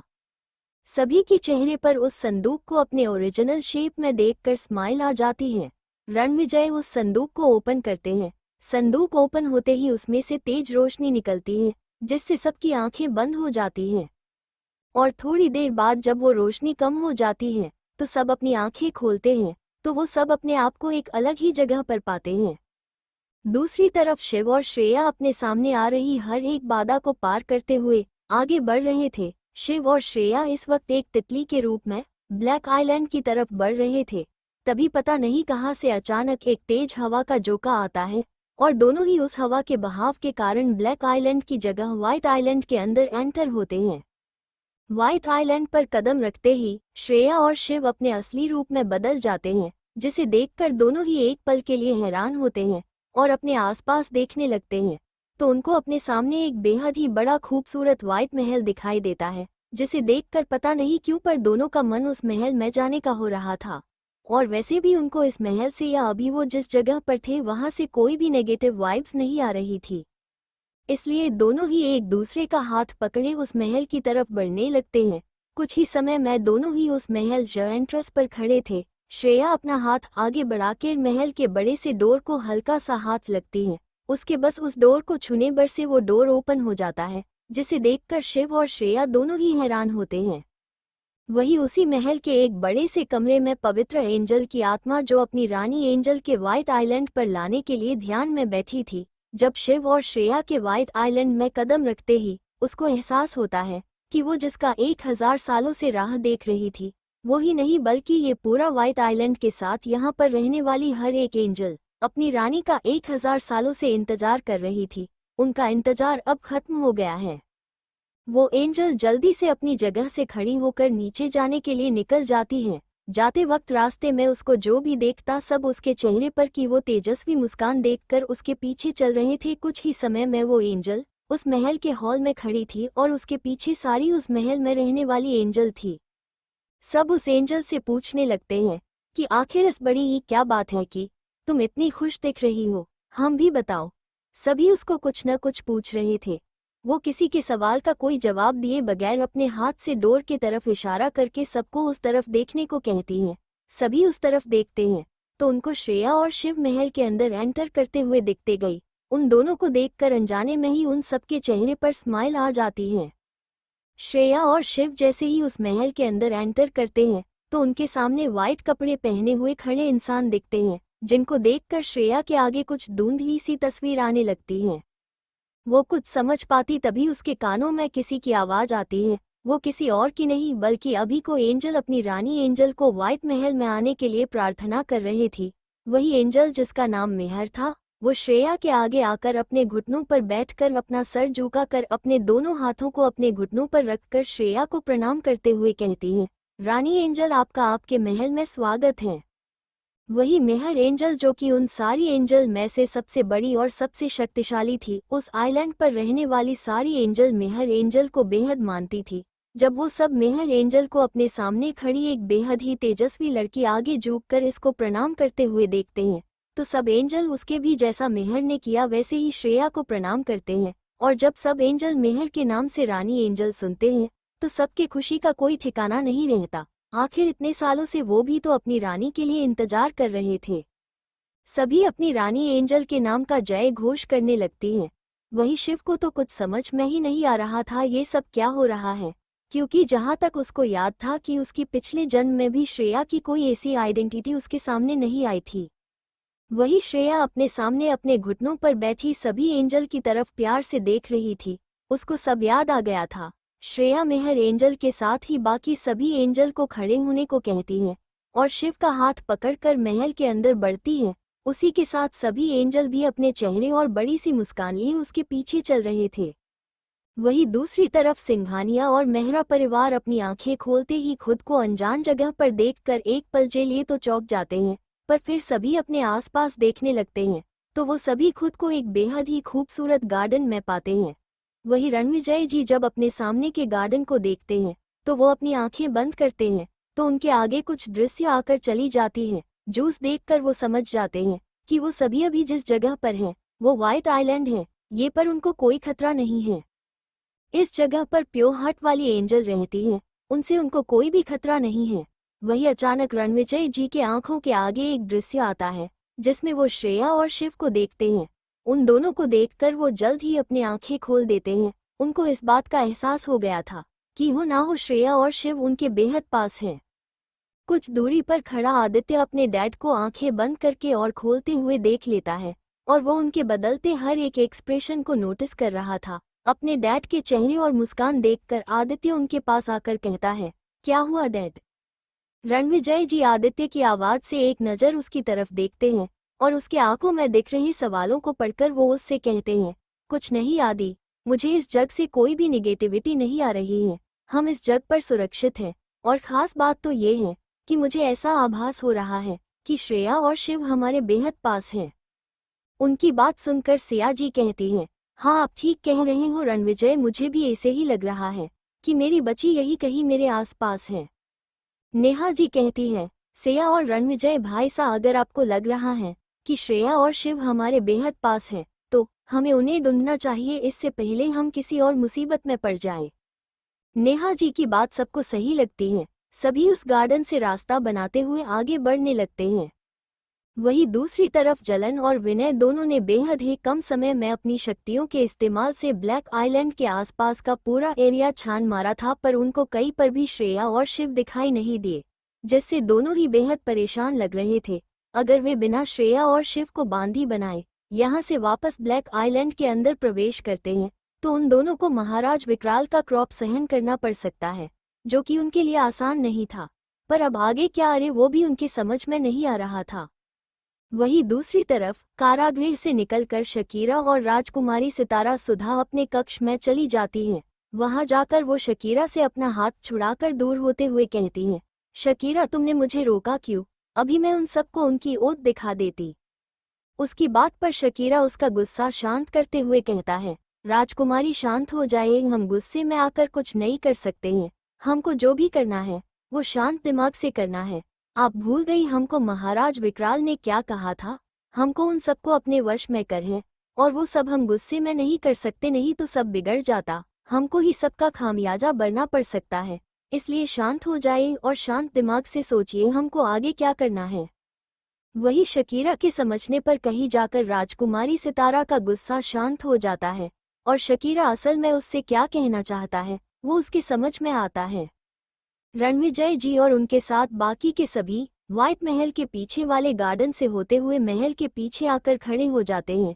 सभी अपने सामने इतना बड़ा भव्य व्हाइट कलर का महल देखकर दंग रह जाते हैं। महल बेहद खूबसूरत था जिससे सब अपनी जगह पर मंत्रमुग्ध होकर खड़े हो जाते हैं। वही महल के बाहर पहरा दे रहे एंजल जब इतने सारे लोगों को देखते हैं जो कि महल की तरफ ही एक तक देख रहे थे, वो एंजल उनको दुश्मन समझकर अपने जादू से उनको एक अदृश्य डोरी में बांध देता है। फिर उनके सामने आकर कहता है, तुम लोग कौन हो और यह पर क्या कर रहे हो? तुम लोग दिखने से तो कहीं भी व्हाइट आइलैंड के नहीं लगते। तुमको जरूर हमारे दुश्मनों ने भेजा होगा ना। मैं अभी तुम सबको महल में रानी एंजल के सामने ले जाता हूँ, वो ही तुमको दंड देगी। इतना कहकर वो मेल एंजल बिना किसी की बात सुने उन सबको महल के अंदर हॉल में लेकर जाता है, जहां पर श्रेया और शिव एक बेहद ही खूबसूरत सिंहासन पर बैठे थे। श्रेया इस वक्त एक बेहद ही खूबसूरत वाइट गाउन में थी। उसके सर पर बेहद ही खूबसूरत हीरो से बनाया हुआ क्राउन पहना था। वो उस वक्त किसी आसमान से उतरी हुई एक बेहद ही प्यारी एंजल लाल रही थी। और लगे भी क्या ना, वो थी ही एक एंजल, वो भी कोई ऐसी वैसी नहीं बल्कि वो एक रानी एंजल थी, एंजलों की रानी। श्रेया को अपने एंजल होने के बारे में सब कुछ याद आ गया था और शिव को भी उसने अपने शक्तियों के द्वारा उसके दिमाग अपने बारे में सारी इन्फॉर्मेशन दल दी थी, जिस शिव को भी पता चल गया था कि उसकी बीबी एक एंजल है, वो भी कोई ऐसी वैसी नहीं बल्कि एक रानी एंजल है। अब तक श्रेया उस महल में रह रहे सभी मेल और फीमेल एंजल से मिल चुकी थी। सभी कुछ ही पल में एक दूसरे से बेहद घुल मिल गए थे और श्रेया ने जैसा ही अपना एंजल रूप और रानी का ताज पहना था, उसी के साथ उसने व्हाइट आइलैंड के चारों तरफ एक बेहद ही शक्तिशाली रक्षा कवच बना दिया था, जिससे अब व्हाइट आइलैंड पूरी तरह से आने वाले 1000 सालों के लिए सुरक्षित हो गया था। क्योंकि अभी कुछ सालों से व्हाइट आइलैंड की सुरक्षा कवच बेहद कमजोर हो गया था, जिससे काली शक्तियां आसानी से उन पर आक्रमण कर सकती थी। पर अब काली शक्तियां आने वाले 1000 सालों के लिए उनका कुछ भी बिगाड़ नहीं सकती थी, इसलिए सब अब निश्चिंत थे। श्रेया इस वक्त एंजल को ये पर जो भी कोई समस्या आ रही थी उनके बारे में पूछ रही थी कि तभी वहां पर एक एंजल अपने साथ श्रेया और शिव की पूरी फैमिली को लेकर आता है, जिनको उसने एक अदृश्य डोरी में बांध दिया था, जिससे उनमें से कोई भी खुद को छुड़ा नहीं पा रहा था। वो सब कब से उस एंजल को खुद को छुड़ाने को कह रहे थे, उसको बता रहे थे कि वो कोई उनके दुश्मन नहीं है, पर वो एंजल उनकी बात ही नहीं सुन रहा था। वही उन सबके आवाज से हो रही शोर से सबका ध्यान उस तरफ जाता है। श्रेया और शिव जब अपनी फैमिली को अपने सामने देखते हैं तो उनके चेहरे और अनकही खुशी दिखाई देती है, पर तभी उनके कान में उस एंजल की आवाज आती है जिसने उन सबको पकड़ा था। वो एंजल श्रेया और शिव के आगे झुक कर उनको प्रणाम करता है और कहता है, रानी एंजल और राजा को मेरा प्रणाम। रानी एंजल, मैं महल के पीछे की रखवाली कर रहा था, तभी मुझे ये सब महल के और आते हुए दिखे। ये सब महल को ही एकटक देख रहे थे, शायद हमारे दुश्मन ने इनको भेजा होगा, देखने से तो ये व्हाइट आइलैंड के नहीं लगते।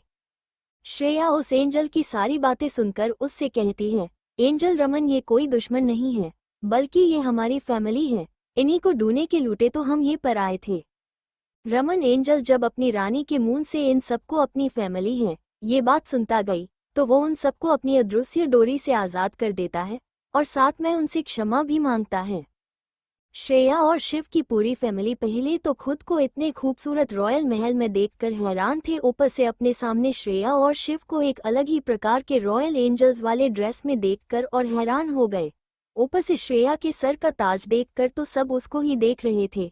वही शिव और श्रेया अपनी फैमिली के आंखों में हैरानी देखकर वो अपनी जगह से उठकर उनकी तरफ चले जाते हैं।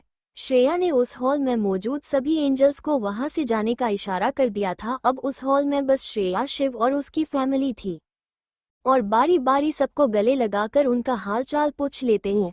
सभी अपने सामने श्रेया और शिव को देखकर खुश और इमोशनल हो गए थे। श्रेया और शिव ने वो इस वक्त ये पर क्या कर रहे हैं और श्रेया का रानी एंजल होने के बारे में सब बता दिया था।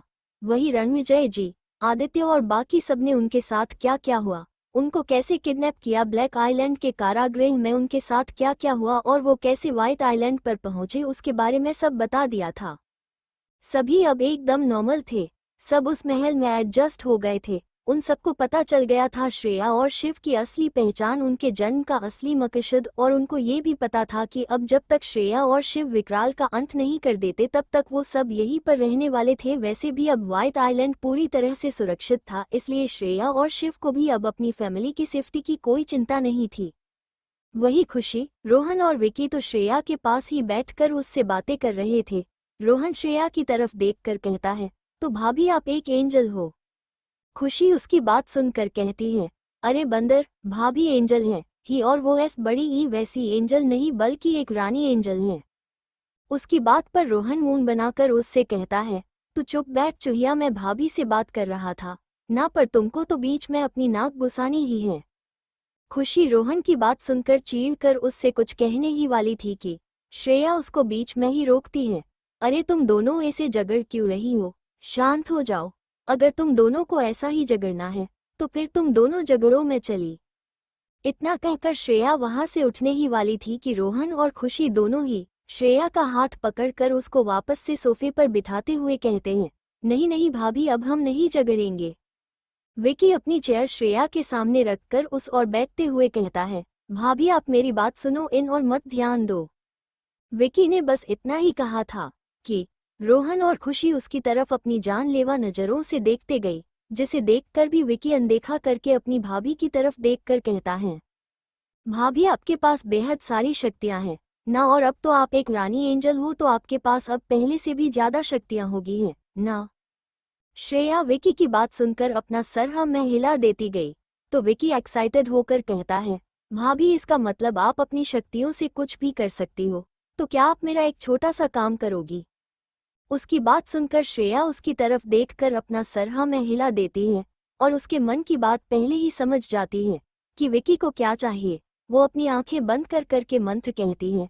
वैसे ही उसके हाथ में वीडियो गेम का पूरा सेटअप था, जिसे देखकर विकी अपनी जगह से खुशी से खुद जाता है और श्रेया के हाथ से वीडियो गेम का सेटअप लेकर साइड में बनी टेबल और रखकर श्रेया के हाथ पकड़कर कहता है, भाभी तुसी ग्रेट हो, मेरे कहने से पहले ही आपने मेरे मन की बात समझकर मुझे जो चाहिए है वो मुझे दे दिया। थैंक यू सो मच भाभी, मैं बेहद बोर हो गया था और आपको तो पता है ना, एक दिन अगर मैं वीडियो गेम न खेलूं तो मुझे ऐसा लगता है कुछ तो छूट रहा है, और अब तो जब से यहीं पर आया हूं तब से, यानी कि पूरे 4 दिन से मैंने कोई भी वीडियो गाने नहीं खेल ली हैं। विकी को एक वीडियो गेम के लिए इतना खुशी से पागल होते देखकर रोहन और खुशी एक दूसरे को देखकर अपना सर न में हिलाते हैं। उनको पता था विकी का कुछ नहीं हो सकता, उसे वीडियो गाने से कितना प्यार था ये भी उन लोगों से छुपा नहीं था। वही विकी श्रेया को थैंक यू कहकर उसकी इजाजत लेकर कब का वो वीडियो गेम का सेटअप लेकर वहां से अपने कमरे में चला गया था। अब वहां पर बचे थे तो वो सिर्फ रोहन और खुशी। उन दोनों को देखकर श्रेया समझ जाती है कि उनको क्या चाहिए। वो उन दोनों की तरफ देखकर कहती गई, ज्यादा मस्का करने की कोई जरूरत नहीं, तुम लोगों को जो चाहिए वो तुम्हारे कमरे में है, जाओ अपने रूम में। श्रेया की बात सुनकर दोनों के चेहरे पर लंबी सी मुस्कान आ गई। दोनों ही श्रेया के गले पर किस करके उसे थैंक यू कहकर वहां से अपनी रूम की तरफ भाग गए।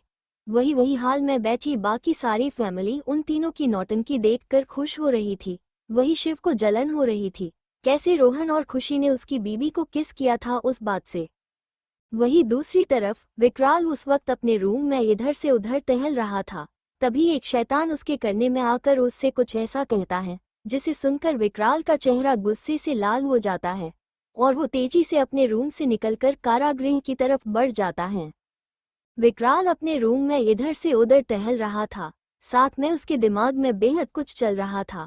तभी उसके कमरे में उसका विश्वास पात्र शैतान राका उसके कमरे आता है और उससे कहता है, महाराज शकीरा जिन लोगों को पाने साथ लेकर आया था वो सब कारागृह से गायब हो गए हैं, उनको ब्लैक आइलैंड पर कहीं भी कोई नमो निशान नहीं है।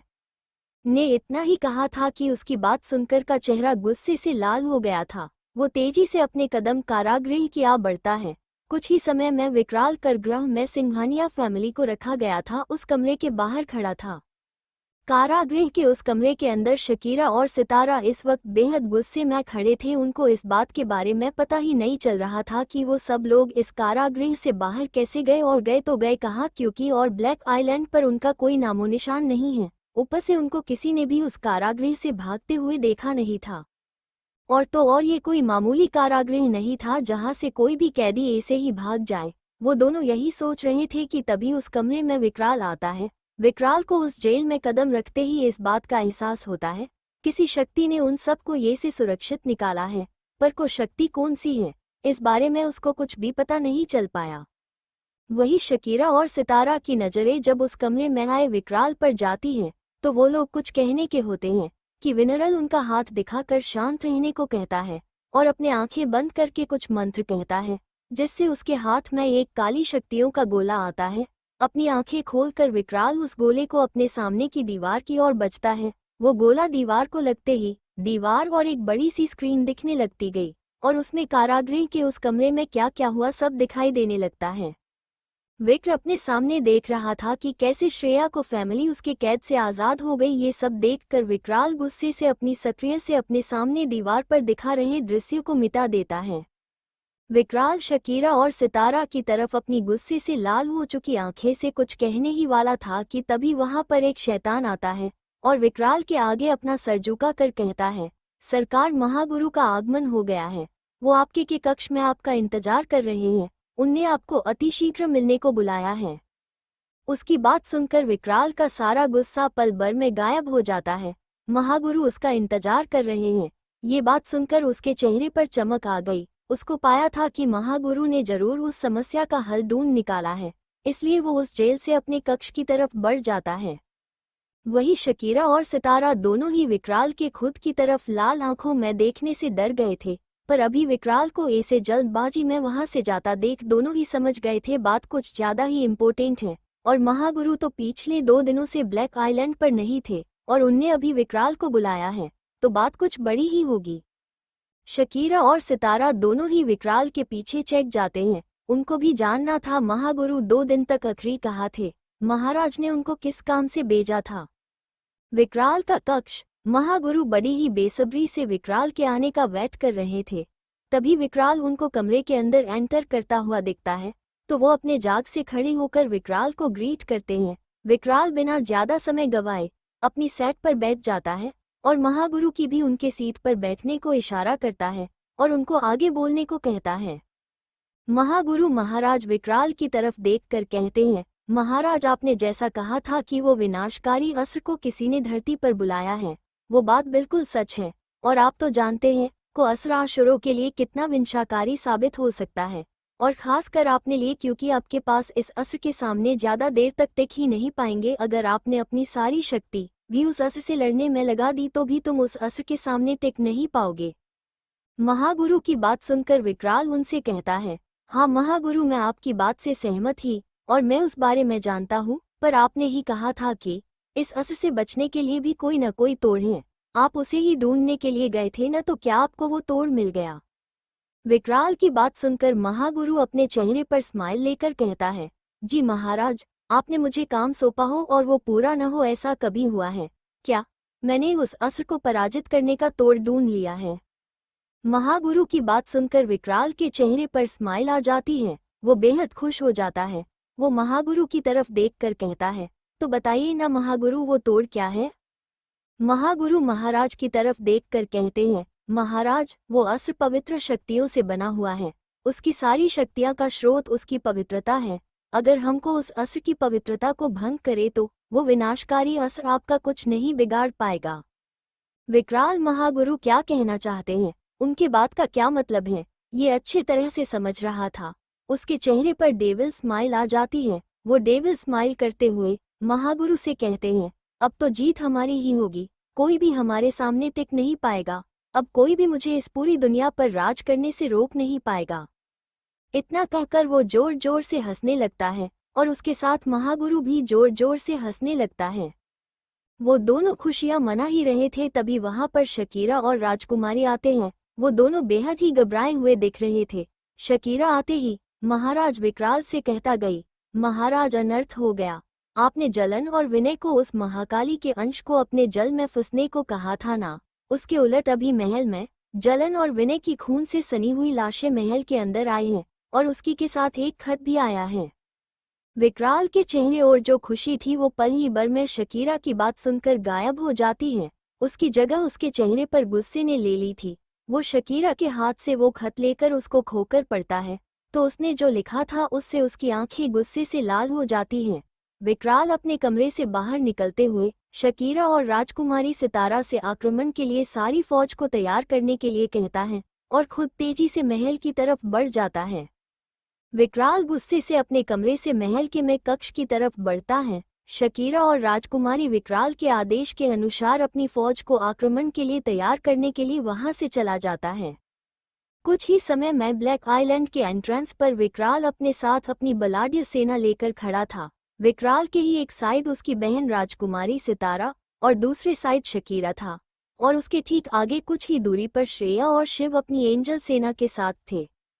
वही विकराल जब अपने सामने श्रेया को एंजल के साथ देखता है तो एक पल के लिए तो वो हैरान होता गई, पर फिर हंसते हुए कहता है, वो तो एंजल्स तुम्हारे साथ हैं, कोई बात नहीं, आज ये भी अपने जान से हाथ धो बैठेंगे। वैसे भी इनको कितने सालों से ढूंढ रहा था मैं, पर पता नहीं किस भीड़ में छुप कर बैठे थे। अब आएगा असली जंग का मजा, एक ही पत्थर में 2 शिकार होंगे। उतना कहकर वो जोर जोर से हंसने लगता है। वही विकराल की बातें सुनकर शकीरा और सितारा के चेहरे पर भी डेविल स्माइल आ जाती है। दोनों ही अपने हाथों को मलते हुए कहते हैं, आज तो बड़ा मजा आएगा। बेहद दिन हुए हैं, हाथ में खुजली हो रही है, और आज तो हमारे दुश्मन एंजल्स हमारे सामने हैं, तो आज तो शिकरा करने नहीं और ही मजा आएगा। महागुरु विकराल के पास आकर इसको युद्ध शुरू करने को कहते हैं। विकराल महागुरु के कहे अनुसार अपने सेना को आक्रमण का इशारा करता है। उसके ऐसा करते ही सारी सेना अपने सामने खड़े उनके दुश्मनों पर टूट पड़ती है। वही श्रेया और शिव को भी इसी पल का इंतजार था। दोनों ही अपने दोनों हाथ में पकड़ी तलवार से विकराल की सेना को मरते हुए आगे बढ़ रहे थे। जो भी उन दोनों के रास्ते में आता सभी जमीन पर गिर रहे थे। वही विकराल अपनी सेना को ऐसे श्रेया और शिव के हाथ से मारते देखकर बेहद गुस्से में आ गया था। वो को इतनी देर से दूर से ही युद्ध देख रहा था। वो श्रेया और शिव के द्वारा अपने सेना का विनाश होते देखकर युद्ध भूमि में उतर जाता है। श्रेया और विकराल दोनों ही इस वक्त आमने सामने थे। दोनों ही एक दूसरे पर प्रहार कर रहे थे। दोनों में से कोई भी हार मानने के लिए तैयार हो नहीं था। जहां विकराल के पास असीम काली शक्तियां थी, वहां श्रेया के पास भी असीम अच्छी शक्तियां थी। वही शिव इस वक्त शकीरा और सितारा दोनों के साथ लड़ रहा था और उसने काफी हद तक उन दोनों पर अपनी विजय हासिल कर ही ली थी। पर तभी छल से काली शक्तियों के महागुरु शिव पर पीछे से वार करते हैं, जिससे शिव के हाथ से उसकी तलवार जमीन पर गिर जाती है। और इसी का फायदा उठाकर शकीरा शिव के पेट में अपनी तलवार घुसा देता है, जिससे उसके पेट से खून निकलने लगता है। शिव के ऊपर छल से महागुरु ने जो वार किया था वो बेहद ही खतरनाक था, जिससे शिव की सारी शक्तियां धीरे धीरे कम होने लगी थी। शिव फिर भी अपने आप को सबल कर अपनी तलवार उठाकर सितारा और शकीरा पर वार करने लगा था। शिव ने अपने तलवार को एक जाति में शकीरा और सितारा दोनों के ही पेट में वार किया, जिससे दोनों ही खुद को बचा नहीं पाए। वो दोनों पहले से ही बेहद ही जख्मी हो गए थे और अब शिव के इस वार से उनकी हालत और भी खराब हो गई थी। शिव अपनी तलवार को उन दोनों के पेट से निकलकर उन दोनों की तरफ देखकर कहता है, तुम दोनों को इस धरती पर रहने का कोई अधिकार नहीं है। अब तुम लोगों के पापों का गड़ा बढ़ चुका है, तो अब तैयार हो जाओ अपनी मौत के लूटे। इतना कहकर शिव ने उन दोनों को बिना कोई मौका दिया आखिरी वार कर लिया, जिससे दोनों के शरीर कटे पतंग की तरह नीचे गिर गए। शिव उन दोनों को मारकर अपने पेट पर कपड़े से बांध देता है, जहां से खून पानी की तरह बह रहा था, और वो अपने पीछे कुछ ही दूरी और खड़े महागुरु की तरफ बढ़ता है, जो कि श्रेया के ऊपर पीछे से वार करने की कोशिश कर रहा था। पर जब भी वो श्रेया पर वार करने का होता तो उसके सामने विकराल की पीठ आ जाती थी। शिव महागुरु के सामने आकर बिना उसको की रिएक्ट करने का मौका दिए बगैर उसके पेट में अपनी तलवार से वार कर देता है, जिस महागुरु की तेज चीख निकल जाती जो कि उस मैदान पर कहीं गुम हो जाती है। शिव महागुरु की तरफ अपनी लाल आंखों से देखते हुए कहता है, क्यों पाखंडी महागुरु, तुम्हारी पीठ पीछे वार करने की आदत अब तक नहीं गई लगता है। महागुरु अपने सामने शिव को देखकर घबरा जाते हैं। उनकी आंखों में डर आसानी से देखा जा सकता था। उनकी शिव के रूम में अपनी मौत दिखाई दे रही थी। वही महागुरु को आगे कोई रिएक्ट करने का मौका दिए बगैर शिव अपना खंजर उसके गले में गोप देता है। महागुरु का शरीर एक काले धुएं के साथ हमेशा के लिए नष्ट हो जाता है। वही विकराल और श्रेया दोनों ही काफी जख्मी हो गए थे। दोनों के शरीर पर बेहद सारे घाव थे जिनसे खून निकल रहा था, पर दोनों ही पीछे हटने का नाम ही नहीं ले रहे थे। वही श्रेया का जब ध्यान आसमान की तरफ जाता है, आसमान में फैली लालिमा को देखकर श्रेया विकराल का ध्यान भटकाकर अपनी आंखें बंद करके मंत्र उच्चारण करती है, तो उसके हाथ में हो महाविनाशकारी अस्त्र आ जाता है, जिसको अपने हाथ में मजबूती से पकड़कर वो विकराल की तरफ बढ़ती है। विकराल जब श्रेया को विनाशकारी अस्त्र का आवाहन करते और उस अस्त्र को लेकर खीर की तरफ बढ़ता देखता है, तो उसकी आंखें डर से बड़ी हो जाती है। वो कुछ रिएक्ट ही नहीं कर पाता। श्रेया उसके पास आकर उसके पेट में उस अस्त्र से लगातार वार करने लगती है, जिससे विकराल की चीखें निकल जाती है, जिससे श्रेया के चेहरे पर स्माइल आ जाती है, जिसे देखते ही विकराल श्रेया को फिर से दूर धक्का देता है, जिससे श्रेया पढ़ते पढ़ते बची थी। एन वक्त पर शिव उसके पकड़ लेता है। वही विकराल उन दोनों की तरफ देखकर जोर जोर से हंसने लगता है। श्रेया और शिव दोनों ही उसको ऐसा देखकर शौक थे। श्रेया कभी अपने हाथ में पकड़े हुए उस विनाशकारी अस्त्र को देखती है, तो कभी अपने सामने खड़े विकराल को, जिसके पूरे शरीर पर अब कोई भी घाव का निशान नहीं था। वो पहले जैसा बिल्कुल ठीक हो गया था। श्रेया और शिव के कुछ समझ में नहीं आ रहा था कि क्या हो रहा है। विकराल उन दोनों के चेहरे पर कंफ्यूजन देखकर जोर जोर से हंसते हुए उन दोनों की तरफ देखकर कहता है, क्या हुआ? यही सोच रही हूँ ना, इस असर का वार खाली कैसे गया? हाँ, इस असर का मुझ पर कोई असर क्यों नहीं हुआ? इतना कहकर वो जोर जोर से हंसने लगता है। विकराल श्रेया और शिव का मजाक उड़ाता हुआ कहता है, ये असर अब किसी काम का नहीं है, इस पर मेरा खून लगा है, जिससे ये अपवित्र हो गया है। अब ये मुझ कभी मार नहीं सकता। अब से मैं अमर हो जाऊंगा, तुम दोनों को मारकर मैं इस पूरी दुनिया और राज करूंगा। इतना कहकर वो अपनी शक्ति से एक शक्तिशाली अस्त्र को श्रेया और शिव की तरफ फेंकता है, जिसके श्रेया वक्त रहते ही अपनी शक्तियों से नष्ट कर देती है। श्रेया शिव की तरफ देखकर उसको आंखों ही आंखें में कुछ समझती है और शिव के पेट पर बांधा हुआ कपड़ा निकलकर शिव के रक्त को उस विनाशकारी अस्त्र को लगती है। उसके बाद वो अपने सामने खड़े विकराल की तरफ देखती गई, जो कि अपने सबसे खतरनाक अस्त्र का आवाहन कर रहा था।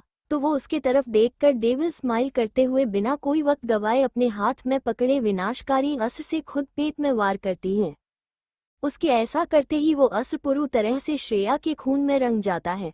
श्रेया उस अस्त्र को अपने पेट से बाहर निकलती है, जिससे उसके पेट से बेहद खून बह रहा था, जिसे देखकर शिव उसके पास आने लगता है। पर श्रेया उसकी तरफ हाथ दिखाकर ना में अपना सर हिलाती है, जिस शिव अपनी जगह और ही रुक जाता है। पर श्रेया के बहते खून को देखकर उसकी आंखें लाल ही चुकी थी। श्रेया अपने चेहरे पर डेविल स्माइल करते हुए विकराल की तरफ देखकर कहती है, विकराल अपनी आंखें तो खोलो और देखो, सामने तुम्हारी मृत्यु खड़ी है। उसने इतना ही कहा था कि विकराल अपनी लाल आंखें खोलकर उसकी तरफ मजाकिया स्माइल से देखता है।